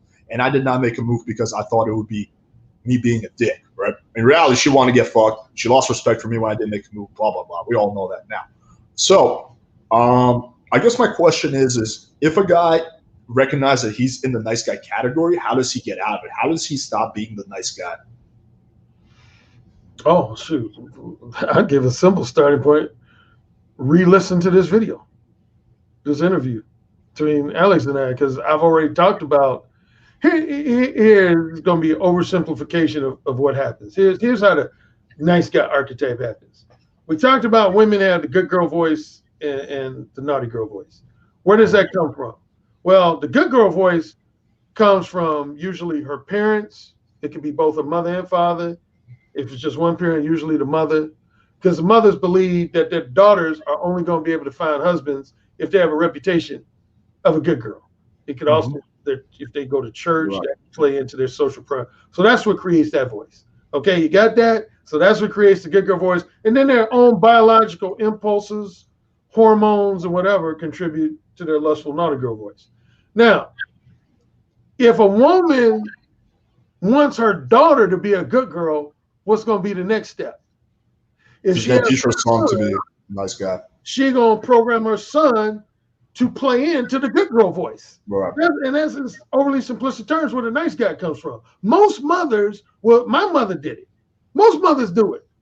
They want you to exhibit behavior that's conducive to the good girl voice. They don't want you trying to get their daughter to listen to this voice, because they don't want their daughter fucking outside the context of marriage, or at minimum outside the context of a boyfriend-girlfriend relationship. So they don't want you tapping into this voice. They don't want you learning how verbal seduction and kinky dirty talk. So my mother used to say, I want you to always present yourself as a classy gentleman. Don't talk about sex with women. Basically, be the nice guy. And I bought into that up until probably about 2021. And who said again, they know the specific incident where all that changed. It was actually verbal seduction story number 1 in my book, Who Said Again.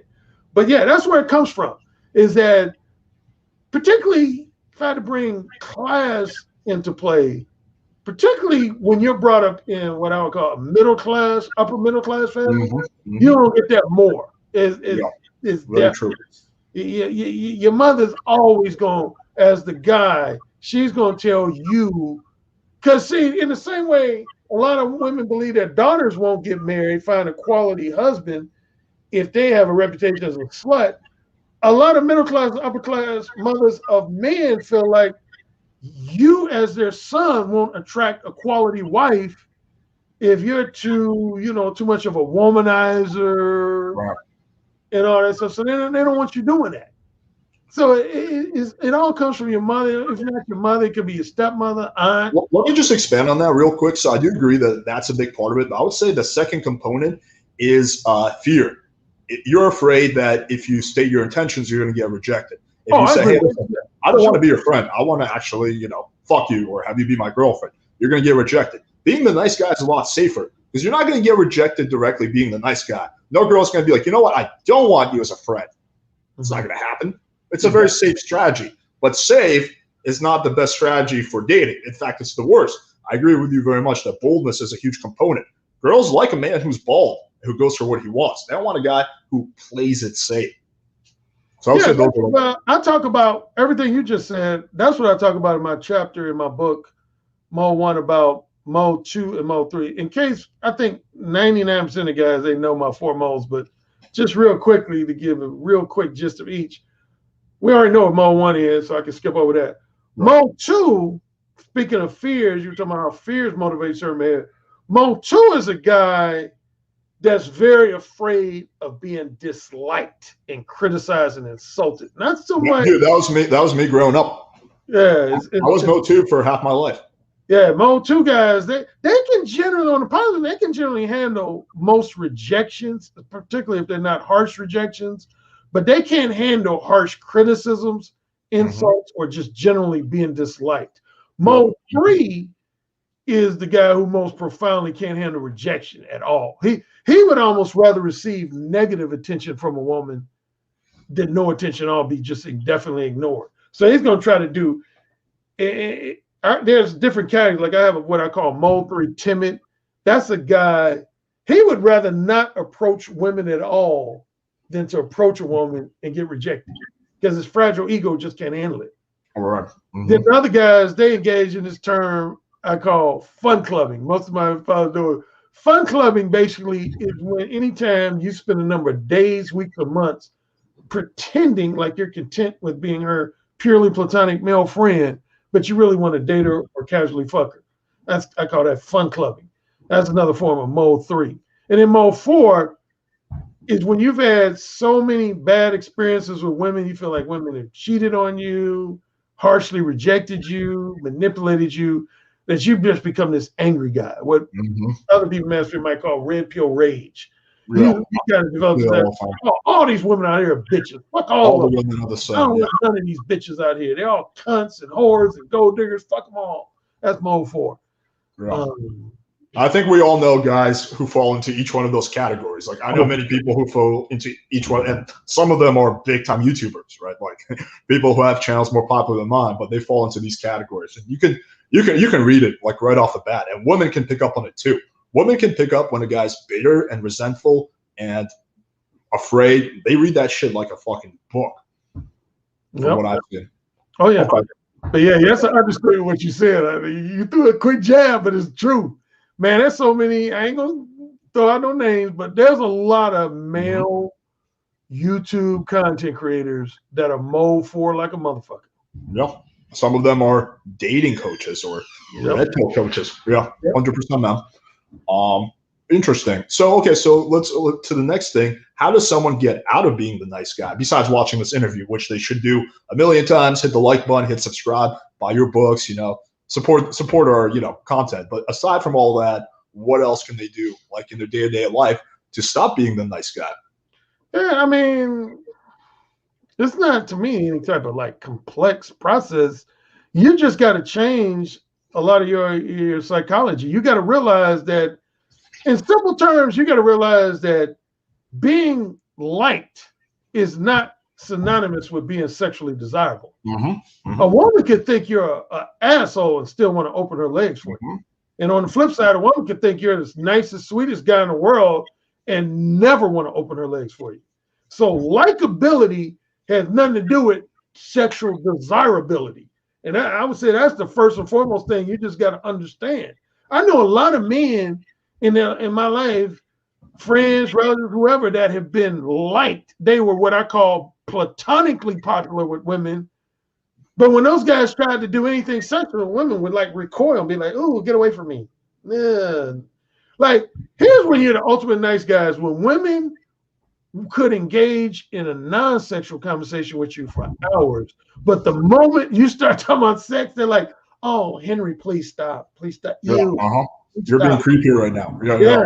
They don't want you talking about sex because they don't.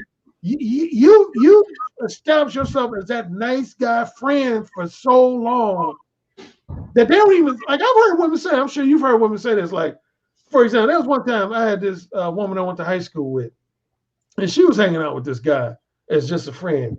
And I said, "You know that guy wants to date you or at least fuck you.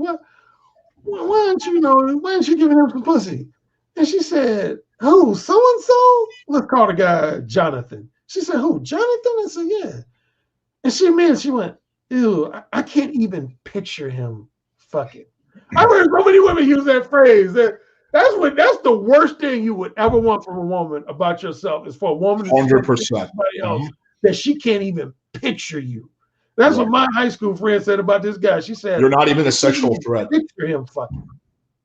Yeah, dude, an experience I had that cemented this for me. This was, very much when I was just getting into game, probably 19, 20, maybe had been with a few girls in my life.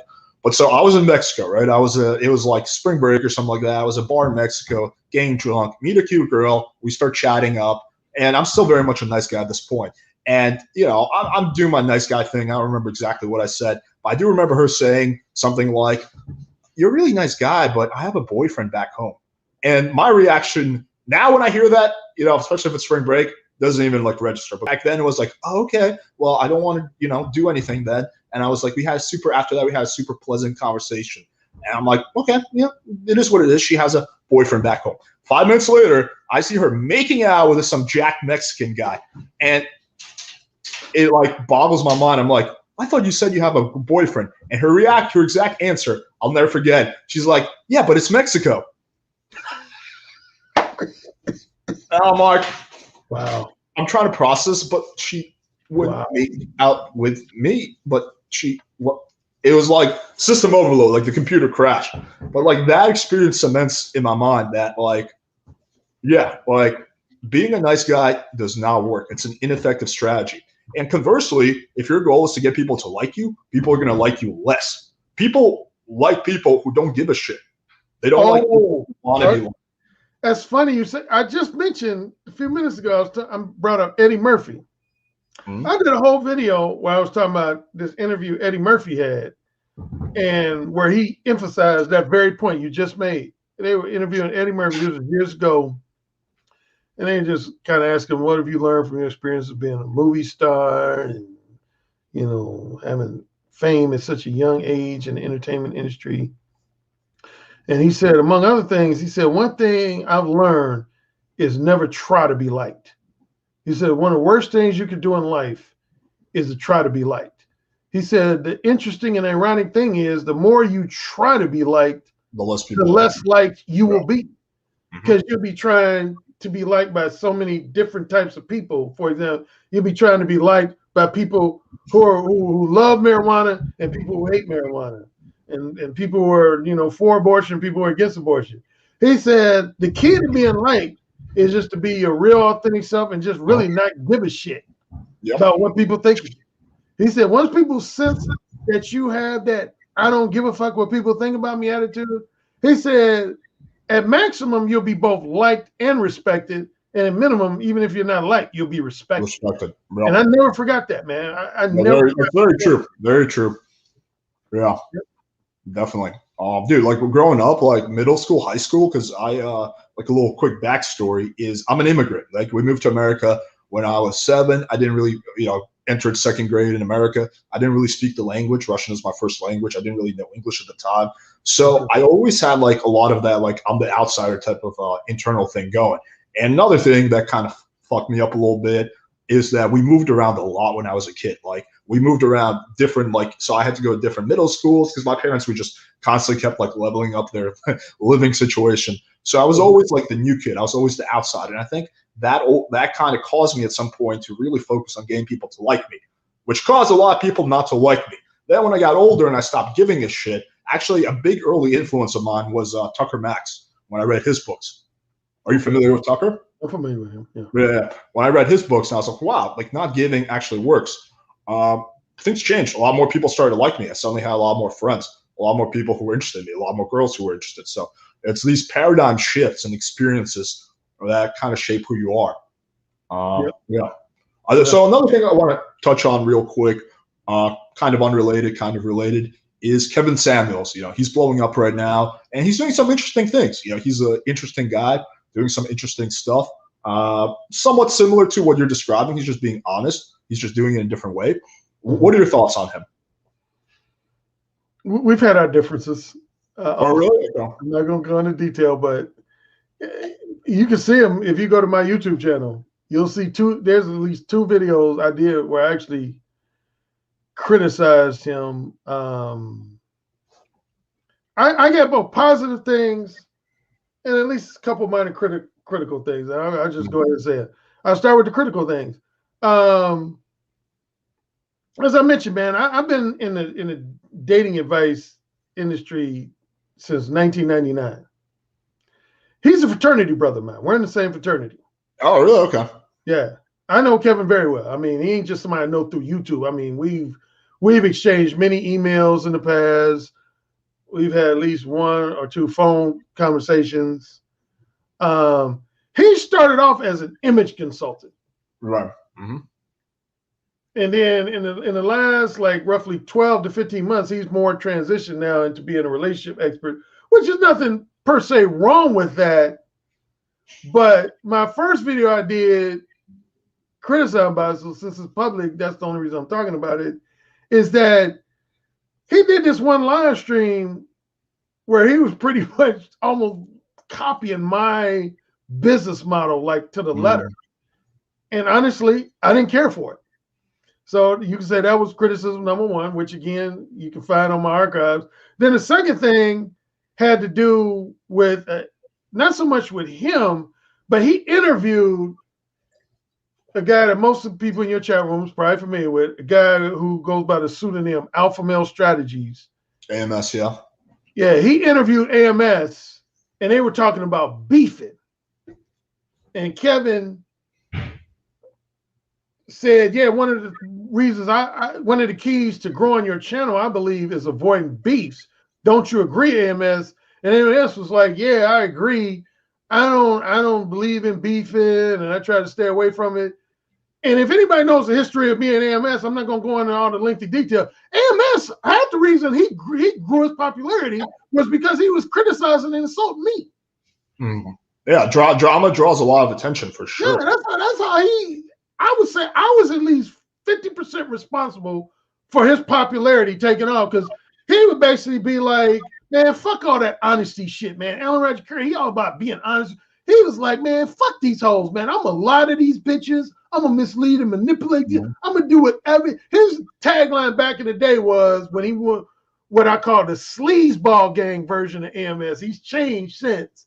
But when he first started out, his main thing was being a sleazeball. And he would say, I'm going to lie to these bitches. I'm going to manipulate them. I'm going to toy with them. I'm going to do whatever it takes to fuck these hoes to sleep. That's what he was known for saying. He's going back to what you said earlier. He's very much falls into the mode 4 category. The last thing he wants, like, he's really avoidant of rejection. That's kind of I don't know him personally, and I have some level of respect for him, but that's like kind of the vibe I get from him. He's mode 4. Yeah, man. So now going back to Kevin, I mainly had issue with AMS, but I had issue with Kevin because Kevin was letting him get away with saying that he doesn't initiate beefs. Again, if you were to go back to late 2017, early 2018, I'm not gonna go further. I'm just saying he started a lot of beefs with me. So now that's the critical things I have said. Now I'm gonna give it a balanced, positive view. Kevin is doing it, man. In the way he's grown his channel over the last 12 to 15 months, it's been nothing short of phenomenal. Oh, yeah. It's been nothing short of phenomenal. I mean, this dude is almost up to like 1 million subscribers. And one of the major keys to success is what he's doing with women is he's challenging a lot of women's beliefs, what I call delusional high standards. For example, there's a lot of women out here, particularly black women, but you can even say a lot of non-black women too, who believe they should have a guy who's handsome, rich, good in bed, highly educated, just basically all the check marks across the board. And what Kevin is basically doing is saying, well, what do you bring to the table though? Wow. What do you have to offer that warrants you deserving a man who got it going on all across the board? Which, to give him credit, very few people are doing. Exactly. And so, he got guys who are supporting him because he's calling out women again on their delusional expectations and just a lot of their bullshit. But what I think has really contributed to his growth is women realize that he's not just being, some people are trying to paint him out as being malicious with women with his evaluations and critiques of them.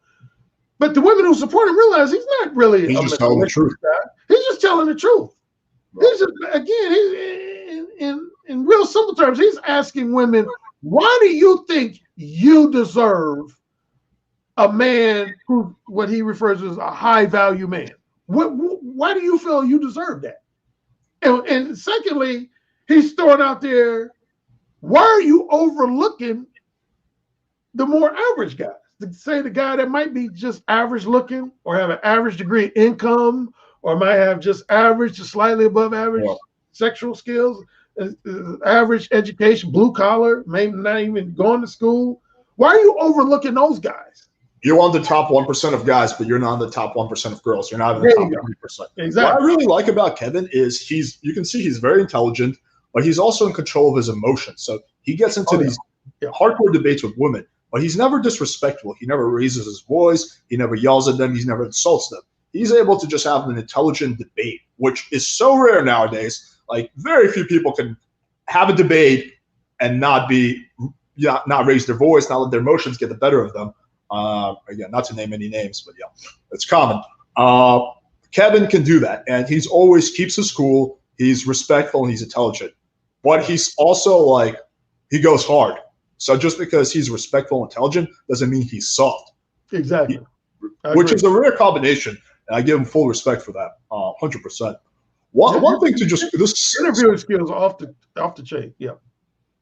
One thing that I quickly want to address that since we're kind of talking on the topic of people in the Red Pill community, what I've noticed, and tell me if you agree with this or maybe I'm just pulling this out of my ass. I've noticed that among some of the prominent Red Pill black YouTubers like AMS, Steph is Cold, like those guys, they have a tendency to stay within their own niche. and not expand to people. Like, I wouldn't say I'm that much different than Red Pill. Like, I would pretty much agree with everything you said. Like, you're not Red Pill though, but whatever. Like, I'm fairly open, but like, they will not come on my show. They just won't. I'm players, and I'm more like, I fall into the pickup category, even though I don't really categorize myself that. And I'm white. And I've had, are you familiar with Afi Kingdom? Oh yeah, I know. Yeah, I like him a lot. He's a cool guy. But he's the one that pointed this out to me. He's like, dude, they're not going to come on your show. But sorry, like, I'll come on your show, but they won't. They want to stay within their own little comfort niche. Do you agree with that? Probably, I would say, if not 100%, more than likely. Well, I'm smirking though. See, both of those guys that you mentioned started off being guys who were in my comment section. Like, before AMS announced that he was a dating coach, he used to be all up in my comment section, comment on my videos. And Steph Cole, same thing. Mm-hmm. Before he ever announced. See, both of those guys, they were fitness guys. Wow. And see, that goes back to my minor criticism, even of Kevin. See, this has been a passion of mine, man, like since the 80s, man. You're talking about since before you were born. Yeah. Giving guys dating advice was a passion of mine going back to the 1980s. But what you've had on YouTube and just in the manosphere in general, you've had a lot of guys who just started out as regular YouTubers who focused on some other aspect of self-improvement. Like, again, in the case of Alpha Male Strategies and Steph Cole, they were both personal trainers initially. That was their focal point initially on YouTube. They were fitness trainers. And then what they did is they transitioned into being dating coach. And honestly, both of them have bit off a lot of my time. Now, I'll give Steph a little more leniency. The times he bit off of me, he actually did apologize. He was man enough to say, hey, man, I'm sorry for doing that. I did. Like, for example, my book, No Free Attention. He did a video one time called No Free Attention. And that was a concept I created, man. I was the first one in the manosphere to use the phrase no free attention. Nobody was using that phrase in the manosphere before me. And so I confronted him about it. And he was apologetic. He said, hey, man, I didn't know that was yours. I thought it was just a general manosphere thing. I didn't know you were the one who popularized that. He said, I'm sorry, man. So I'm not as harsh and critical as Steph, because the two times we had some beef, he apologized. Bear with me, I'm just going to plug in my computer because it's about to die.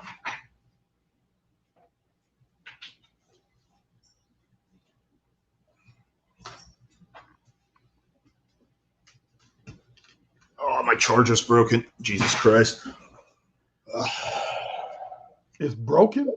Yeah, I broke my charger. My dog, I have like a big ass husky, and sometimes he like fucks with my shit. So I think he bit it. You can see it's like all fucked up. Oh, like, boy. Okay. Oh, yeah. Okay, we have two options. I probably have 5 to 10 minutes of battery. Dude, this has been an amazing conversation. Like, truly exceeded my, like, I think you've dropped a lot of good value here. I'd like to think that I contributed some as well. And I'm surprised about how much shit you and I agree on, because we come from two different worlds. We're different generations. You're like twice my age, different, ethnic group. I think we probably had different experiences growing up, because we grew up in different times. And we really don't we have a lot of similar ideas, but we don't talk to the same people. Like, we have one mutual friend, you know what I mean? Like, so, like, there's the pickup seduction community, and like, I'm constantly like, networking with those guys. So it makes sense for us to have similar ideas. Like, I've had John Anthony on my channel like a dozen times, but you and I almost come from different things. Yeah, we agree on like pretty much everything. Well, that's funny you say that, because I was reading some comment right before the stream started, and somebody had made a lighthearted comment. They said, oh, this is going to be an intense, heated debate. Alex and Alan, they're going to be having a heated debate for the next 2 or 3 hours. But yeah, we really haven't had that many disagreements. We've agreed on like no less than 90% of stuff we've talked about. So yeah, it's been interesting. And I think that's because you and I are both like kind of straight shooters. Like, that's kind of the vibe I get from you. Just kind of say how it is. You're not like, I think the problem is a lot of coaches are tied to an ideological set of principles. So maybe like, because we all change our thoughts on things as we age and as we have experiences, but they refuse to change because they're stuck to an ideological thing. versus like I go with the truth. Like if I used to do a lot of shit 5 years ago that I realized is not really effective. So, what I think is the truth has changed. I kind of would put you in the same category as well. Just kind of what I've seen. But anyway, so what I kind of want to say is, are you on a time constraint? Because what we could do is two things. One is I could get a new computer and we could pick up in like 1-2 minutes, or two, we could do the live Q&A another time. Oh, if you're talking about 2 minutes, yeah, I can wait 2 minutes. Oh, cool. So bear with me, guys. I'm going to switch computers. My computer's being a piece of shit right now, and then we'll pick this back up. Yeah. All right. So just hang in there, guys.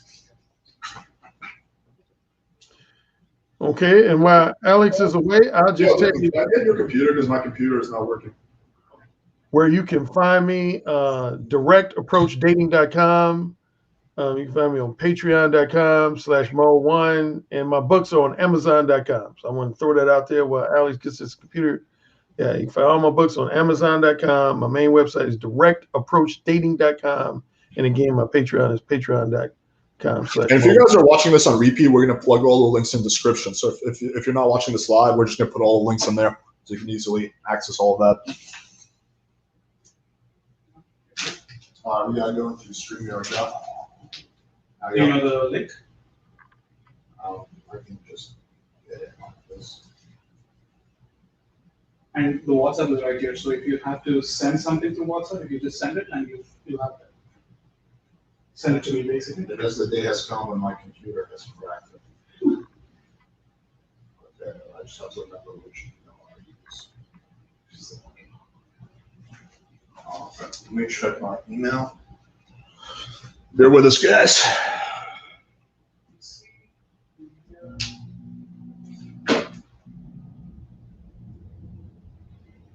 Okay, got the code. I got it right. It's 969-225. Okay. There it is. Okay. Studio. Got it? Yeah. Thanks, man. I'm just gonna switch computers, so I'll be gone for 1 second.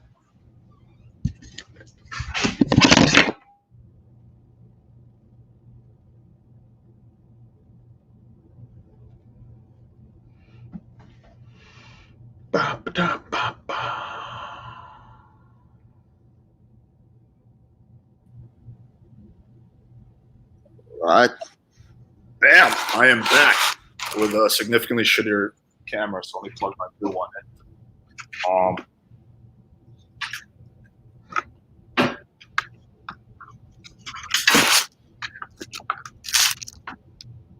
But yeah, man. So far, I think we've touched on a lot of like really key points. I feel like there's so many other things I could probably ask you as well. But yeah, I do want to take some questions from the audience. They've been building up. Yeah, I'm ready. To. They got some good questions for me. I can go a little longer.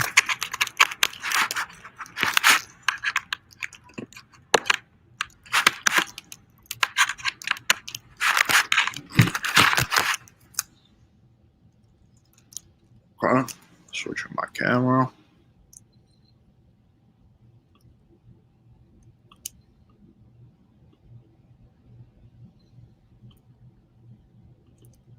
Bam, we are back. All right. Record time. And now it's like overlit, but whatever. Can you hear me just fine? Yeah. Oh, I can't hear anything for some reason. Okay, I'll solve that.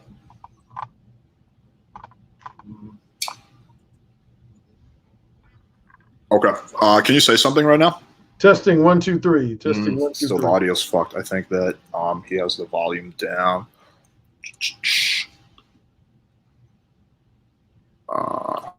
This unmute mic.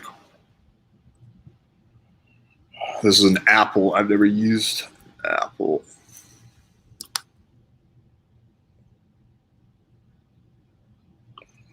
Oh, okay. Man, how do you turn the audio on? I don't know how to use an Apple. Audio on. Yeah, I think you have it set on mute or something. The mic? Did you connect the mic? No, I'm doing it without the mic. Okay. Okay, try it out. Can you say something, bro? Testing 1 2 3. We got it. That's my Indian. I keep one around. everyone needs an India in their life. All right, let's take some questions. So we got a shitload in here. Guys, something interesting happened. So when I switched computers, it removed all the questions that were posted before 9:30. So if you posted your question before 9:35, please re-ask. My apologies. Someone says Van Perrion loves women. Very much agree. Are you familiar with Zan? Yeah, I interviewed him on Blog Talk Radio. Oh, cool. What do you think about him? He's cool. He's cool. Yeah, I like Zan. Yeah, for sure. He's a cool guy. Okay. Yeah. So the manosphere version of the red pill is the problem, the content that comes out of it. So basically what he's getting at is that a lot of guys go down the rabbit hole. The rabbit hole goes like this. Maybe your girlfriend breaks up with you, or you have a bad experience and you start YouTubing something, whatever, you type in like, why do women disrespect me? And then you start consuming what I consider toxic content that makes you hate women, right? Or dislike women. And then you just start becoming bitter and resentful. Have you kind of observed that with some of your clients, like bitter red pill guys? Well, that's funny that you put it that way.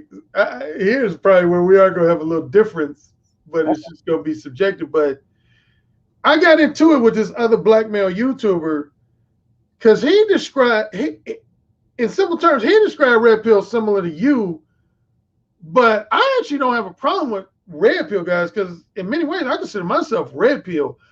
The guys who you're describing, I call them black pill. Okay. That's who I call black pill.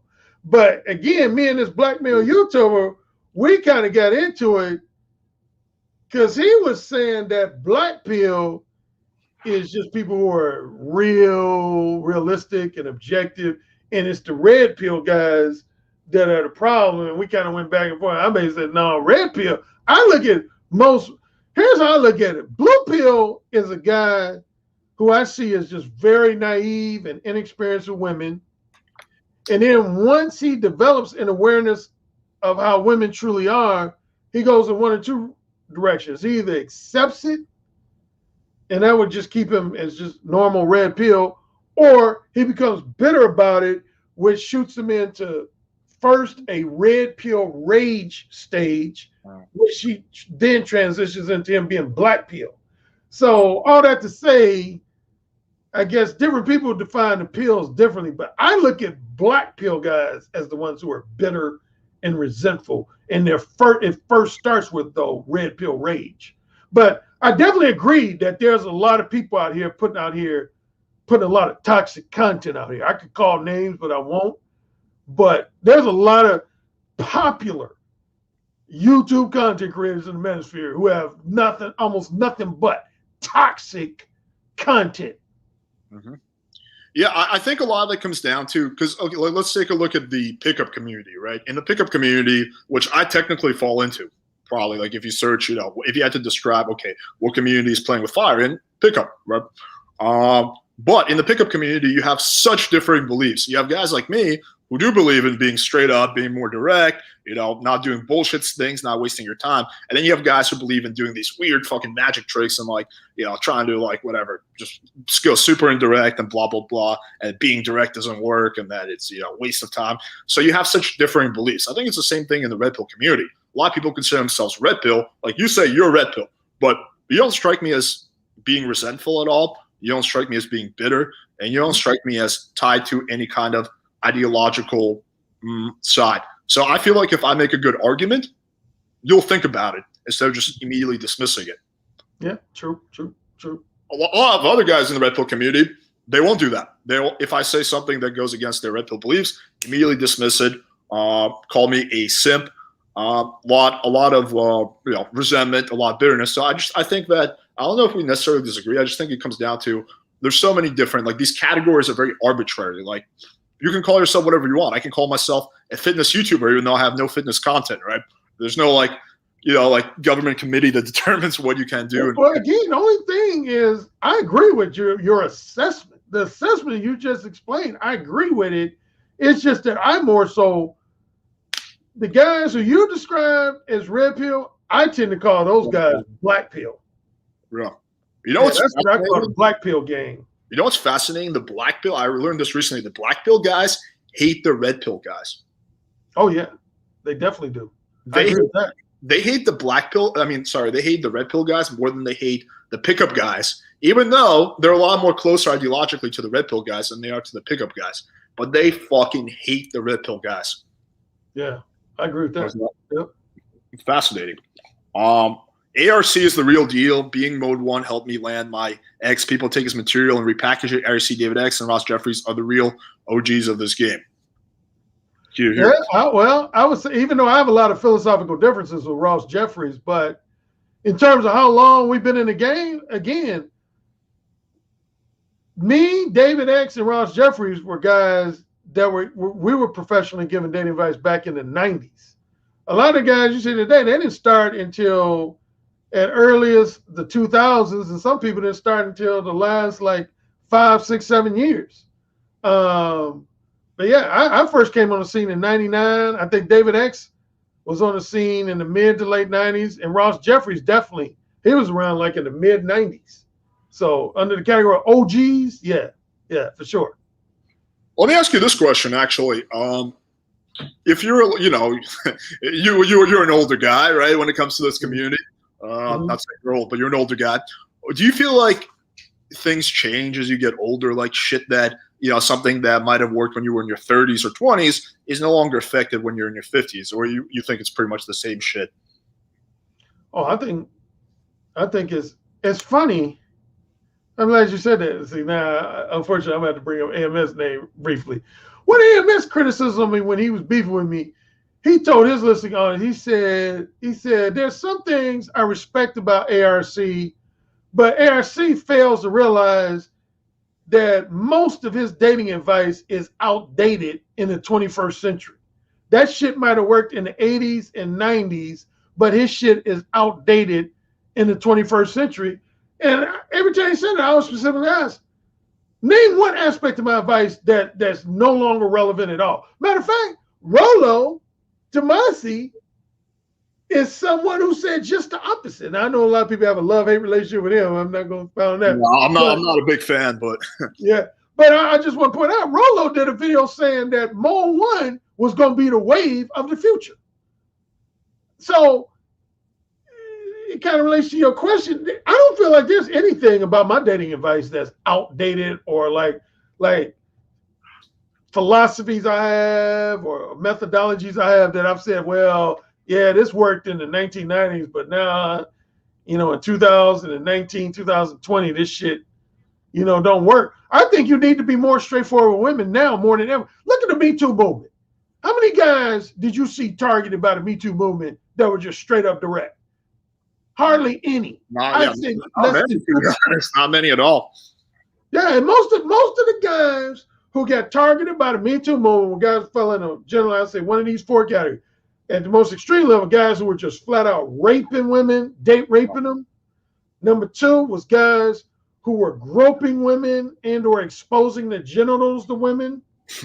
Number three was guys who, in a very indirect way, were offering women like job promotions, employment offers, career bonuses in exchange for pussy. And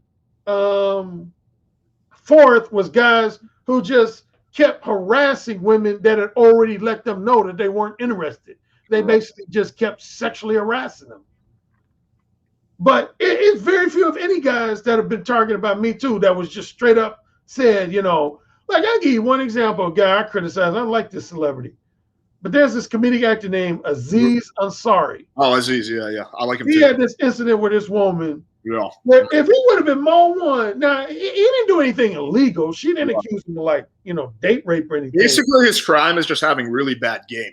Yeah, exactly. Yeah, he was basically he was Mode 2 with her. What happened, for those in chat room may not know, he took a woman out on a date, and she said during the dinner date, he was just this friendly, well-mannered, nice guy, and never brought up the subject of sex at all.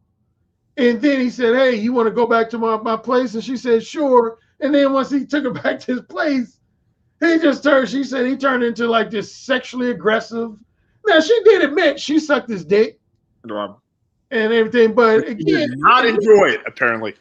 But I think our main criticism, she was like, he was sexually duplicitous. I talked about sexual duplicity with women.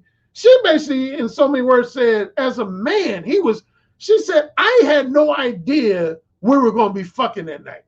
I thought we were just going out on an innocent, wholesome, friendly dinner date. Right. And so anyway, and if he I kind of digress from your question, but you asked me basically, is there anything that as I got older that I look back and said, well, the only thing I regretted when I got older was the instances when I was younger where I was not mode 1. The times when I was either mode 2 or mode 3. That was my main regret as I got into, like, say, my 40s and 50s. I would think about times in my teenage years or my very early 20s where I was at least occasionally mode 2 or mode 3, and it would literally make me cringe. Not just regret it, it would make me cringe. I'd be like, like thinking about it would just make me cringe. You know, it's funny you say that none of the guys who got Me Too'd really, well, I don't want to say none, but very few of them were straight up. In fact, I can't think of one who was.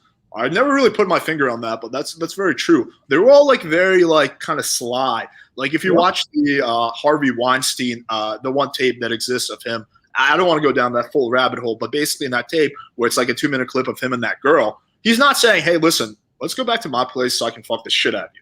He's doing the opposite of that. He's like, I'm a very respectful guy. I won't do anything. I won't do anything. I swear on my children. We're just going to talk. We're just going to talk. And the girl knows he's lying because it's so obvious.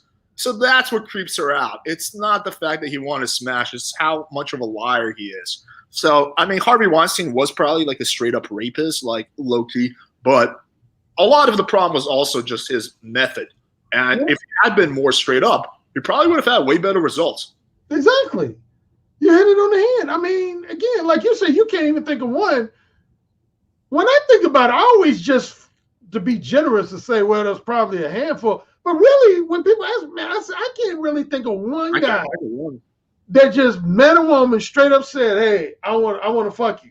Oh, dude, Louis C.K., he would just be like, hey, I want to masturbate in front of you. Well, see, that goes in that second character said about exposing genitals, though. Now, in his partial defense, though, he did have an incident with 2 women where he did straightforwardly tell them that he wanted to masturbate. And they said, initially, they said, okay.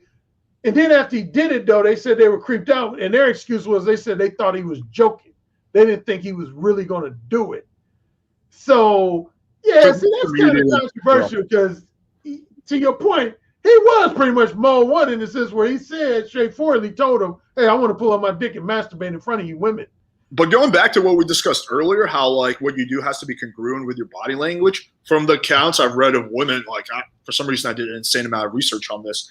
He was very like, they said he come off very timid and like kind of like ashamed of it. Hey, can I masturbate? Like he wasn't like, hey, you're really hot. Do you want to go back to my apartment so I can masturbate in front of you? He wasn't doing that. He was like timid and beta. And I wonder if he was congruent with his body language to his intention. He's a famous comedian. No, a lot of chicks might want to watch him jerk off. I don't know. So, No. Now, you hit it on the head. It's like we talked about earlier, man. I'm going to reiterate this again. What you say or what you do alone never, ever makes you creepy.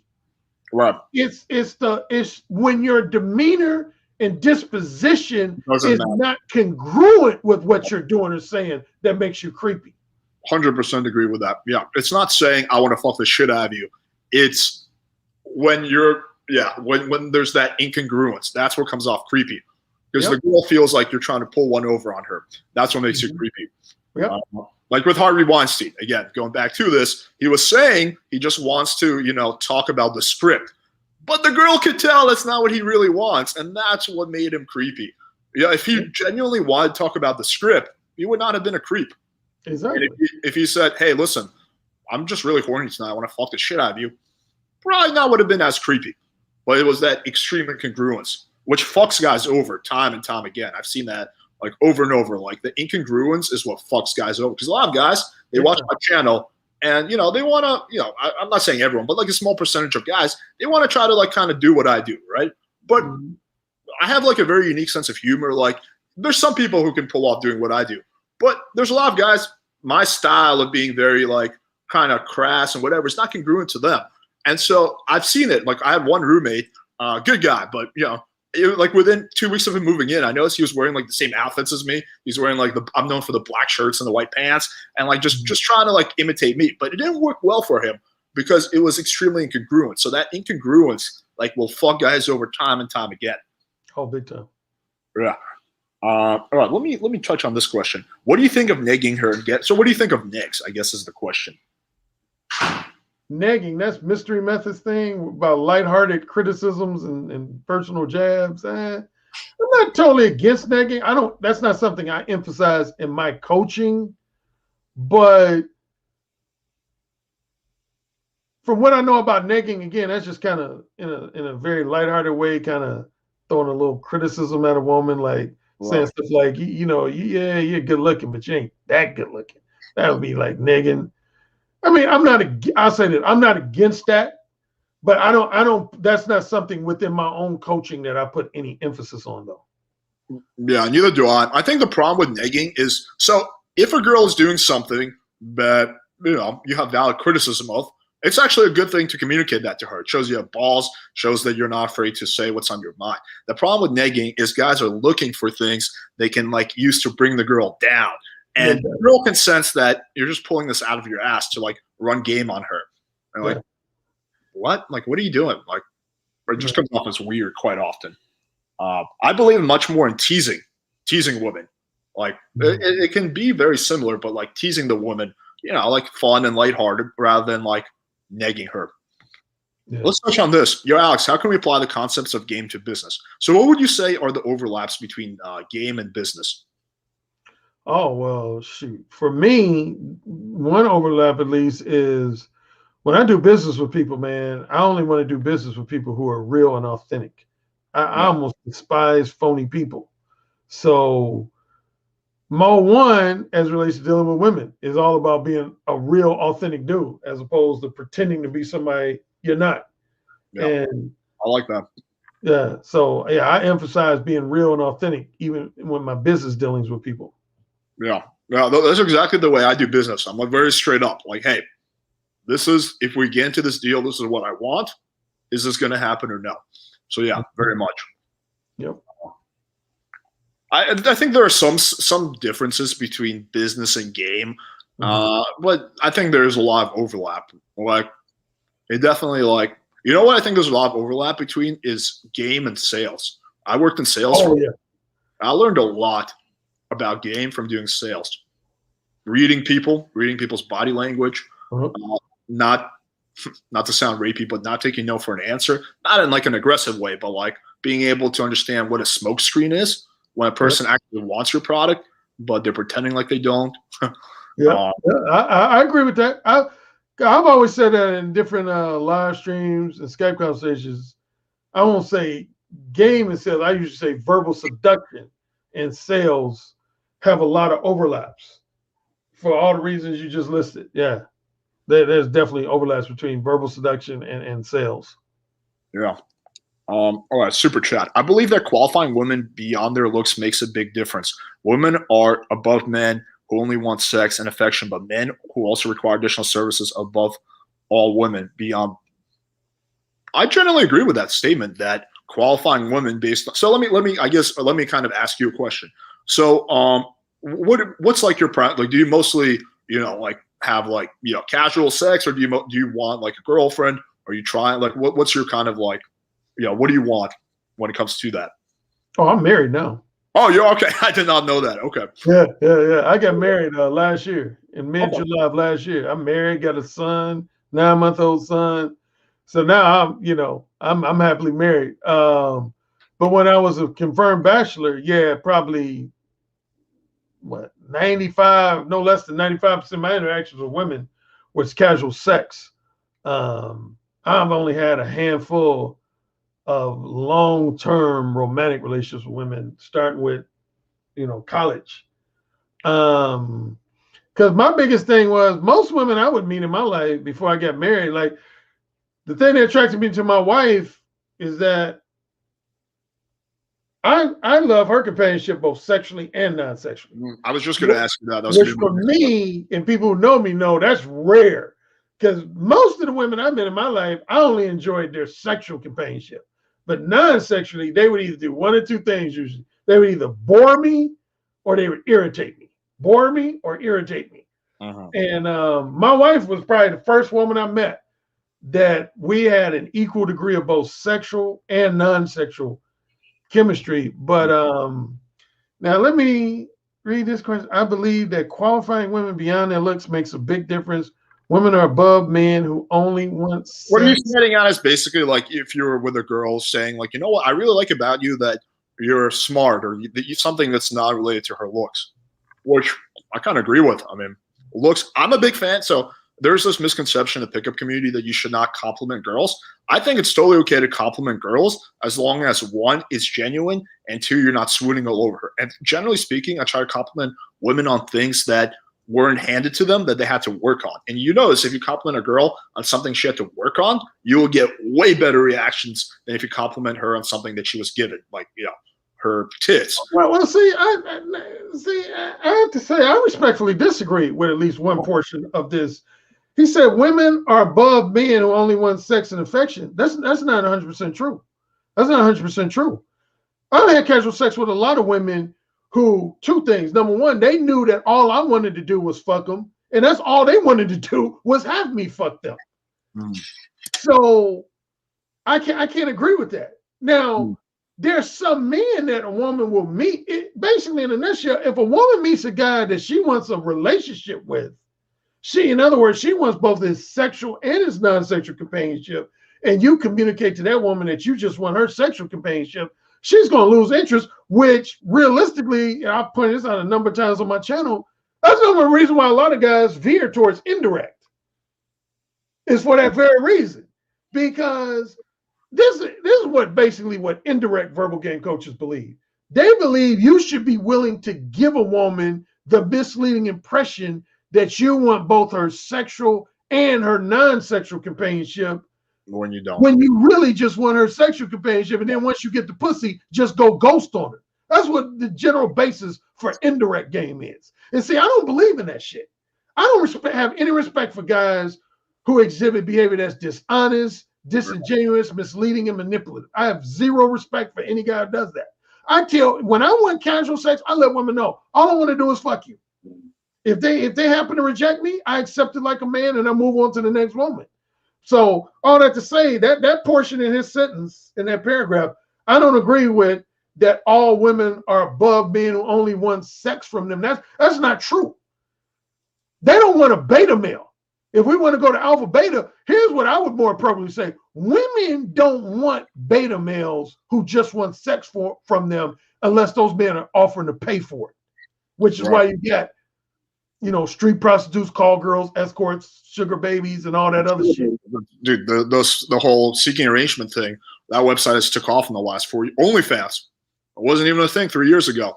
Now you got OnlyFans millionaires, chicks who became millionaires over a few months because a lot of people just were lonely. So yeah. Let me ask you this question, slightly unrelated, slightly related. What made you choose to marry, the woman you married? For years, I'd always wanted a child. Even before I became interested in marriage, I've been interested in fatherhood since probably my late 20s, early 30s. But I never found a woman that I wanted to be my child's mother, in urban terms, baby mama. And speaking of baby mama, the thing that led to me wanting marriage is that I didn't really, I preface by saying I'm not passing judgment on people who were born out of wedlock. It is what it is. I didn't want my child to be born out of wedlock. Right. I just didn't. That was a personal preference thing. I didn't want my child to be born out of wedlock. So that was one thing. So the initial interest was just being a father. And then that transitioned to, well, I want my child to be raised in a two-parent household. Whether, that was the next thing. And then I was like, no, I don't want my baby. I don't want my son or daughter to be born out of wedlock. But I enjoy marriage. Now it's funny on a side note. if there was one criticism I got last year when I did get, well, first when I got engaged and then when I got married, I got a lot of pushback because one of my books is called The Beta Male Revolution, Why Many Men Are Losing Interest in Marriage in Today's Society. And a lot of men interpreted that book as being anti-marriage. But I had to point out to a lot of guys, I never specifically said in that book that I was anti-marriage. I just give the pros and cons to marriage and say there are some risks. What I point out in that book basically is that there are some risks involved in getting married, but you got to make up your own mind. But I never specifically said in that book, don't get married or I'm anti-marriage. But I enjoy marriage. I really do. I love marriage. So 2 follow-up questions. One, how did you meet your wife? YouTube, believe it or not. Like how? Like she was like a fan of yours? Or? You know how when you go on YouTube, they have recommended videos? And she normally wasn't watching like, manosphere related videos or anything like that. She was basically watching videos to do with, she was a vegetarian and anyway, one day she said in recommended videos, one of my videos came up as a recommendation. And out of curiosity, she decided to watch it and she became intrigued by me. She said she just became really intrigued. Matter of fact, we were just talking about a little while ago, the difference between the pills. The video she ended up watching mine, 2/3 of the video was about me distinguishing blue pill from red pill, from purple pill, from black pill. And then the latter third was about, I'm into BDSM. And I was talking about being a BDSM dom to women and basically dominating women within the BDSM lifestyle. Anyway, the combination of those 2 things left her intrigued and she reached out to me. And you can say, rest is history. I took a few months. So she basically emailed you saying like, hey, I like your content. And then it just. Well, she actually became a client of mine. Okay. Yeah, I actually have a small percentage of female clients. I've worked with female clients in the past. I mostly work with men. Now, well, when it comes to general dating advice, that's why I would say 99% of my clients are usually men. But then my secondary coaching I do coaching related to BDSM and polyamory. And under that umbrella, I do coaching with men, women, and married and unmarried couples. And one of my specific coaching sessions I work with both women and couples is people who came from a heavy duty spiritual background and they feel like it's to one degree or another negatively affecting their ability to unleash their sexuality. Yeah, I've seen that. Yeah. And that's where she came into me because she, when I tell all my wife's personal business, but yeah, she came from a household that was full of, religion, spirituality, that type of thing. Interesting. And my second follow-up question is, what do you feel like, in the last year that you've learned are the keys to having a successful marriage? Like, how do you do marriage right? Oh, again, I would reiterate, got to be real and authentic, man. If you got problems with your spouse, don't let it fester. Don't hold it in. Don't suppress it. Let it out at the time. Okay. And even before you get to the point of marriage, you got to spend weeks and months, and even if you have to, years vetting your potential wife. You got to vet her. Because if you act on things too quickly, women know how to play roles. Yeah. And, they can put on a fake persona for a number of days or a few weeks. So you got to vet them to feel like you know as much of the real person. I think the problem is a lot of guys really don't screen their long-term partners. Like for me, with casual sex, the only thing I'm looking for is the girl attractive and does she have diseases? If those 2 criteria are met, I'll fuck her. Right? You just like me. That's same pretty much for me for casual sex. All I care about is she good looking, is she sexy, and is she sexually healthy? No, like you said, no diseases. Other than that, I don't care about shit. Yeah, but with long-term shit, even like booty calls and stuff like that, I screen a lot harder. I screen pretty aggressively on non-physical traits. I think the problem is so this is something I've said in multiple videos. If you ask a guy who has a girlfriend or a wife, and you ask him what made you decide to date her, usually the vast majority of the time the answer you get Well, she's hot and the sex was good. Okay, but like, what made you decide to date her? Like, not just fuck her. Yeah, that's not enough for a long term. Yeah, they don't have an answer to that. Like for me, all the girlfriends I've had, I can give you a list of 10 things. Well, she's really intelligent. We clicked really well. She's very compassionate and loyal. She helps me, grow my business. She supports me. Like I can give you a list, but a lot of guys can't. And I think the problem is kind of what you were touching on is a lack of screening. You gotta screen. Yeah. Same thing. Yeah, you call it screening, I call it vetting, but there's the same thing. But you got to take time to vet. Your potential partner, man. So yeah. And the roles thing is also huge because a lot of women can fake it in the short term. They're like, okay, this guy, maybe he's rich, maybe whatever. I'm gonna fake being the girl that he wants for a few weeks, maybe a few months. Yep. But you can't do that forever. Eventually, you start to see between the currents, and that's why you got to take your time with it. You can't just just because the girl. First of all, if the girl's pushing you into marriage prematurely, that's a huge red flag. Oh yeah. And see, that's one thing my wife didn't do.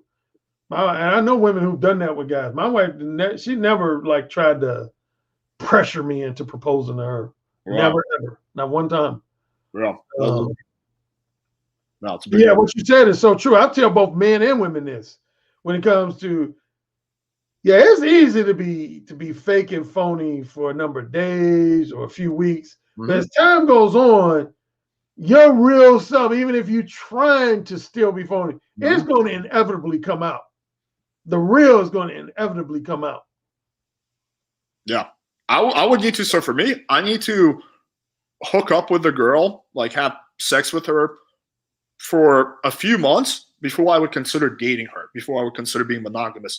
At least 3 months, but more typically 4, 5, 6 months. So all the relationships I've had, there was a period of a few months of hooking up before I became monogamous. I've never been married, but for me to get married, I would have to exclusively date the girl for over a year. Like there has to be, I think that's the key is like take your time with it. Like don't rush into shit. You can always get married a little bit later, but if you get married too prematurely, well, shit can happen. Yeah. It's kind of my thought. All right, let's quickly touch on this. Which book does he talk about about different modes? So what book were you mentioning? Mode 1. That's my most well-known book. Is Mode 1. Here are my main books. I got Mode 1, and I got different versions. I got a ebook in terms of I got ebook, paperback, and audiobook. And then in terms of years, I got a 1999 version, a 2006 version. The audiobook is 2014, and then I got an updated 2017 ebook version of Mode 1. Then I got a book called The Possibility of Sex. Going back to those 5 archetypes I talked about earlier, that's the book that focuses on manipulative time wasters, is my book, The Possibility of Sex. Then Who Said Again, also talking about those 5 archetypes, that's the book that focuses on wholesome pretenders and erotic hypocrites and just the overall sexual duplicity of women. It's called Who Said Again. Then a book I just mentioned a few minutes ago, Beta Male Revolution. That's my book where I talk about a few things. Mainly the main base for that book is I show men how we got to where we are now, basically. I start at the 1960s. Because the biggest period that changed the dating landscape, at least I would say definitely in the United States and to a large extent across the world, period, was that period between 1960 and roughly 1973. Really? Okay. Yeah, in simple terms, before the 1960s, dating was pretty much about finding your husband or wife. Casual sex, for the most part, was frowned on. Not saying nobody didn't engage in it. There was a small percent of people still engaged in it. Yeah, it was not a problem. Premarital sex and casual sex was heavily, heavily frowned on before the 1960s. The first thing that changed it was a combination of these 4 things. I talk about all this in Beta Male Revolution. First thing that happened was the introduction of the birth control pill in 1960. Next thing that happened was the second wave of feminism, where women wanted to make their own money instead of relying on their husband's money. Third thing that happened was the free love movement, also known as the sexual revolution. That's when a lot of gays, lesbians, bisexuals first came out the closet. And that's when casual sex became more acceptable, particularly among women. And then finally, the fourth thing that happened was the legalization of abortion. And without getting long detail, all those four things together, the main thing it changed was the stigma for women who engaged in premarital sex and casual sex diminished significantly. Like, you take my mother. In my mother's generation, like, my mother and her sisters told me, and most women in her generation, like, if my mother had sex with a man before she got married, oh, my grandmother and grandfather wouldn't have disowned her. They would have kicked her out the house. Mm-hmm. And a lot of parents did that back in the day before the 1960s. If you had sex, if you're from a middle class or upper middle class family, and you're a woman, you had sex outside the context of marriage, there was a greater than 50% chance your parents literally disowned you. They would kick you out the house. They would say, "You're a slut now. You got to go." It was definitely not socially accepted like it is now. And yeah, it wasn't. I'm happy I live in this generation because there's nothing more I love than casual sex. I would say, so I agree with everything you said. I would say, though, another big shift came with dating apps and Instagram, because I think what really changed is access. So up until 15 years ago, right? How could girls meet guys? They can meet guys through friends, through work, through school, through cold approach, right? That was really, there were no other methods. And all those options were limited to people in her circle. Now, what you have with any girl who's attractive, who has a social media presence, you have guys from all across the world sliding in her DMs. Hey, I'll fly you out here. Hey, I'll do this. Hey, I'll do that. So the access has completely changed. You're no longer limited to the people that you interact with in your circle. Now your circle is basically the whole world. Anyone who has a computer and internet access, which is crazy because I think that has had a negative effect, because a lot of women have developed egos when it comes to like validation is very addictive. And I'm guilty of this to some extent myself. But you have millions, thousands of guys hitting her up every month, sliding her DMs, telling her they'll fly her out there, they'll do this. She suddenly thinks she's going back to what Kevin Samuel said, she suddenly thinks she's a little bit too good for that guy that she goes to university with. Not all women, but I've seen that shift happen. Oh yeah, I actually talked about that too in the debate about the second thing next to everything I talked about the 1960s, 1970s. The second most thing I touch on is how the internet changed the game. Those are game changers. Yeah, but yeah, I agree with that. Yeah, it gave birth to a lot of women who are attention whores and what I like to call, again, manipulative time wasters. You have way more manipulative time wasters because of the internet than you ever had before. Oh, dude, flaking was not a thing 20 years ago. Barely. I mean, sure, it happened, but it was not common 20 years ago. Yeah. It wasn't really a thing. You know how they say that, in the last 20 years, the divide between the rich and poor has gotten bigger? So the rich have more money than they ever had, but there's a lot more people who are poor. What I think is that the divide between the guys who, with pussy, it's the same thing. So the guys who get pussy, like the top 5% of guys, they're getting more pussy than ever, right? For them, dude, you literally, again, related to the same book. That's one of the, literally one of the top 2 to 3 biggest points I make in the debate about revolution. I talk about that. I say, what all these different factors led to is that now you have sexual haves and sexual have-nots on the male side. Sexual haves are less than 5%. And and I basically explained how now, basically what you just said. The only thing I said a little different. You say 5%. I tend to buy into the 80-20. I go ahead and be generous and say 20%. But I said basically you got roughly 15 to 20% of guys that are just cleaning up. Yeah, they're doing better than they would have done 20 years ago. Exactly. And then you got another, 85% of guys that are doing worse than they would have done 20 years ago. Yeah. And I think it's important now more than ever to work on yourself and be in that top 5%, or either settle down but if you want to have casual sex and hook up with a lot of girls, you got to work on your game, got to work on your looks and all that shit, everything you can control to be in that top 5%, because the competition is stiff. But, if you are in that top 5%, you'll clean up. I do pretty good for myself. I wouldn't say I'm like the top 1%, but I'd fall into the top 20%.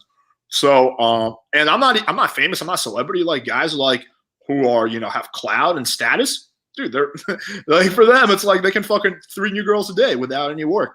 It's crazy. Yeah. It's crazy.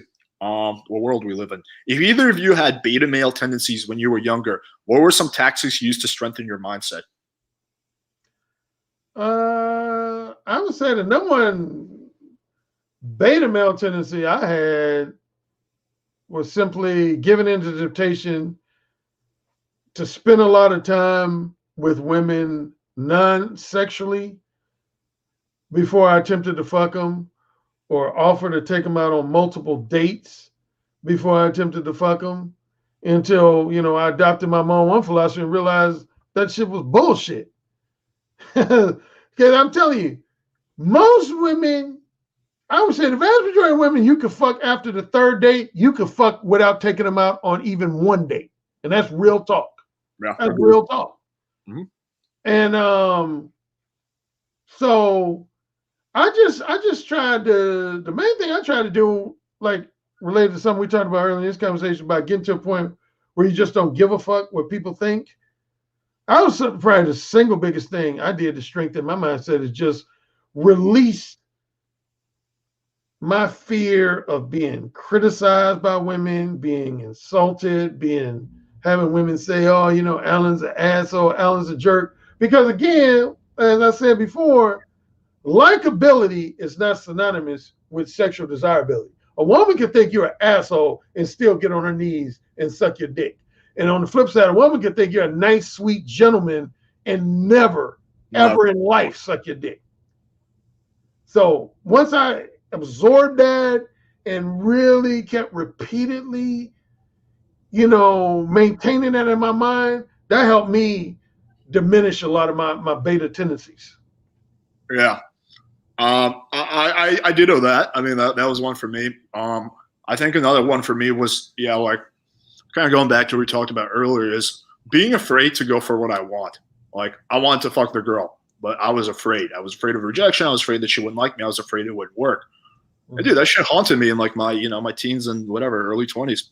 But like once you get past that, I think you get past it through reference experiences.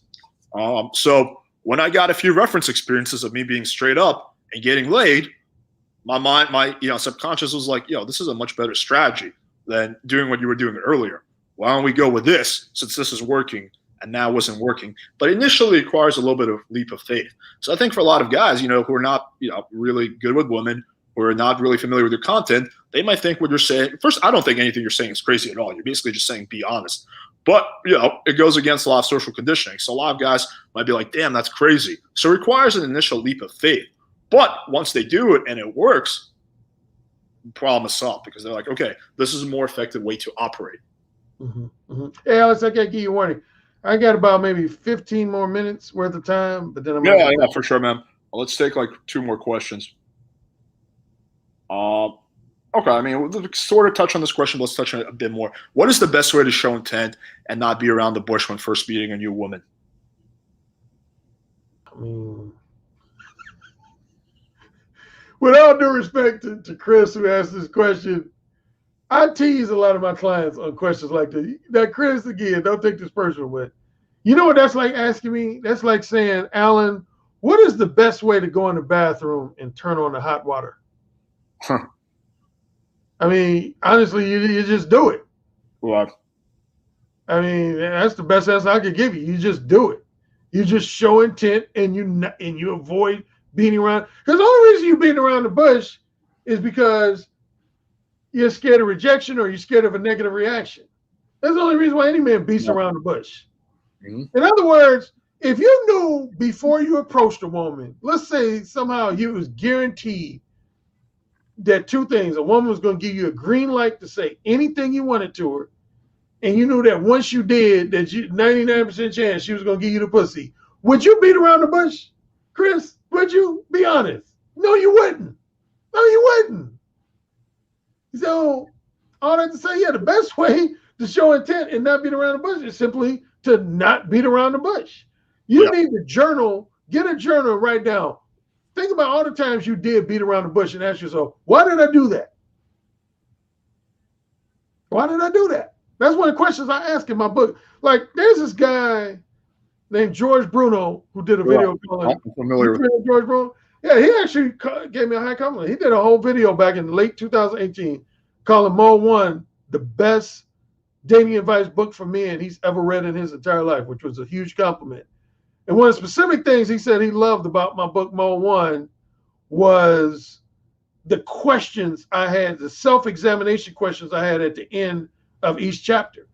And the question I just asked is one of the questions I want to say I have in my book is when I'm talking about the chapter on Mode 2, I ask guys, when you talk to women in a very vague and ambiguous and or beat around the bush manner, why do you do that? I want you to write down in a notebook why you feel you do that. And again, it's usually related to either the fear of rejection or the fear of being criticized, insulted, or receiving a negative reaction. Yeah, I think you have to prove to your subconscious that nothing bad will happen. You have to prove that your fear is irrational. Because, a big part of this fear, you're worried that if you are too direct, you're going to get some bad outcome. Well, once you get a few experiences, this is why I think the demonic confidence challenge is actually really good for guys getting into game. You prove to yourself that even if you're super direct, you go up to a girl and you say, hey, I want to have sex with you. Nothing's bad is going to happen 99.9% of the time. And that gives you a lot of freedom. You're like, wow, like a lot of the stuff I believe in is bullshit. Alex, you familiar with a guy? He might not be a PUA anymore. He used to be. A guy named Sasha Degane. Yeah, I am. Sasha Degane, I'm thinking, used to most indirect guy ever, yeah.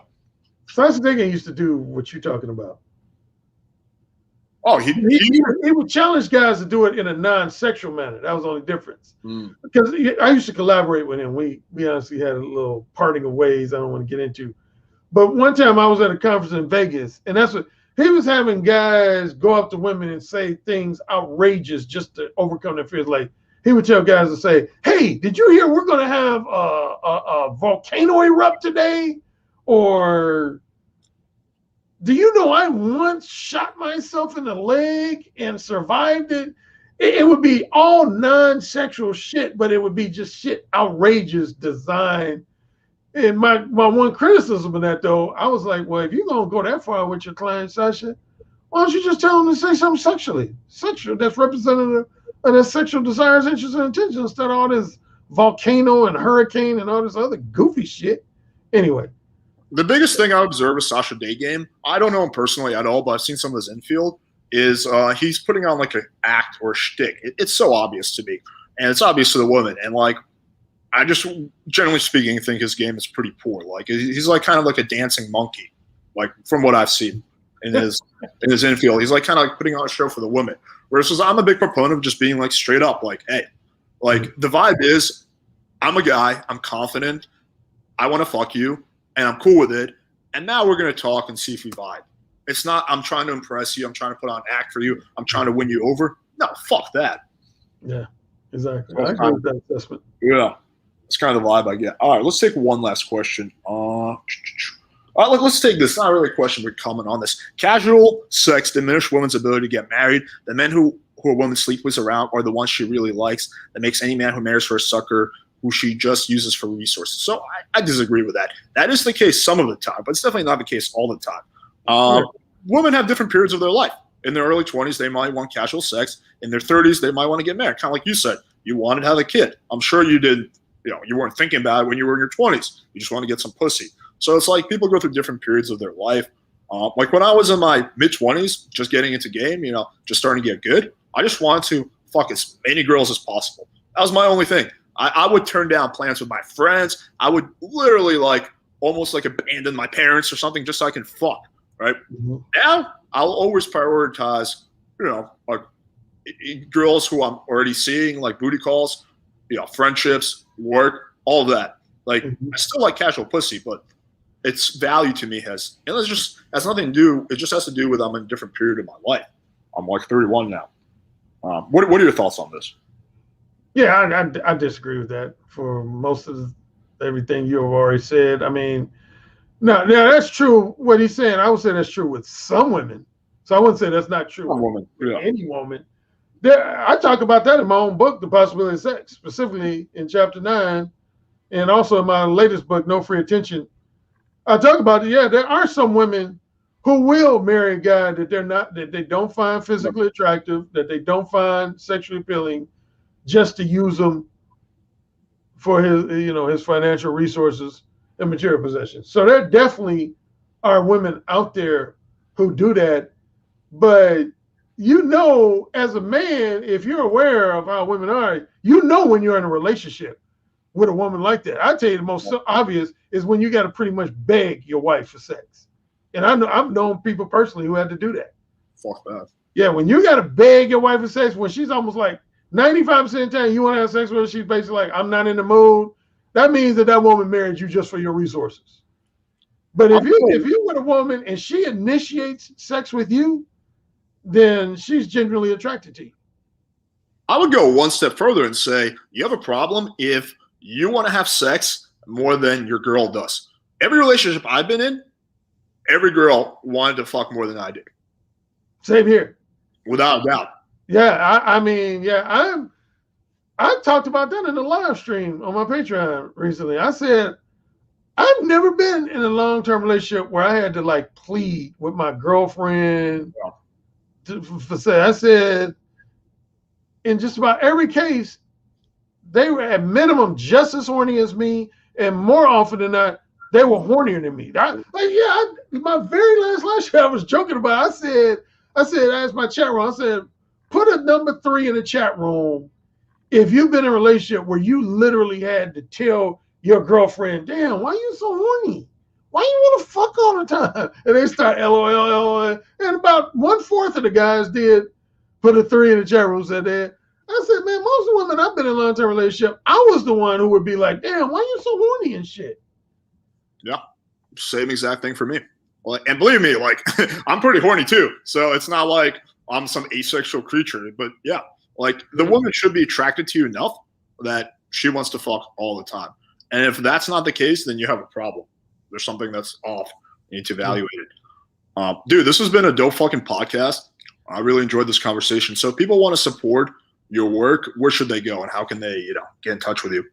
The 3 websites I will promote is my main website is Direct Approach Dating as one word, directapproachdating.com. Then the one other website I will promote is the one you've seen throughout this whole live stream underneath me is my Patreon page, patreon.com/Mo1, MODEONE. And then as far as my books, you can find just about all of my books on Amazon.com. If you just are interested in the audiobook versions of my books, Amazon has an audiobook website called audible.com. And you can find all 4 of my audiobooks. And I'm going to throw this offer out. I'm going to give out my email address. The first 10, not the first 12, not the first 15, not the first 20, because I know guys who come in late. The first 10 guys to write me at coaching at MODEONE.net, coaching at MODEONE.net will receive either a complimentary ebook copy of Mo 1, No Free Attention, Who Said Again, really any of my books that I have an ebook version for. You can write me and request whatever title you want, and I will send you a complimentary, but only the first 10. If you're number 11, I'm going to have to write you and say you were number 11 and you missed the cut. So yeah, it's a good deal. So email him. And subscribe. Subscribes really help. If you guys enjoyed this video, please hit the like button. Helps us in the algorithm. If you guys are watching this on repeat, we're going to have all the links that Alan mentioned in the description, so you can easily follow those. But yeah, man, again, this was a great chat. We definitely, I want to have you on again at some point in the future. Let's do this again. Yeah, I have to say, I want to wrap up by saying I thank you for the invitation. I didn't know how this was going to go. Yeah, and some of your subscribers, there was at least a part of me that thought we was going to get into some like heated, borderline contentious debates about shit. but yeah, we've generally agreed on most of the stuff we've talked about, and I enjoyed it. I enjoyed it. That's what actually, well, I allowed it to go long, because if you remember when I first agreed, I said I only wanted to do 90 minutes. Yeah. No, for sure, man. Usually my podcasts are 60 to 90 minutes. Like I very, very rarely go above 2 hours. It's happened maybe half a dozen times, like in my whole podcast thing. So, yeah. And as far as I'm concerned, I could have kept this conversation going for another 2 hours, for sure. So, yeah, man. Thanks again. Thank you, and continued success to you, brother. Yeah, likewise. All right, so guys, if you're watching this, smash the like button, support Alan's channel, and we got another live stream coming out on Sunday with Coach Kyle. So it's going to be a good one, so tune in for that. All right, have a good night, everybody.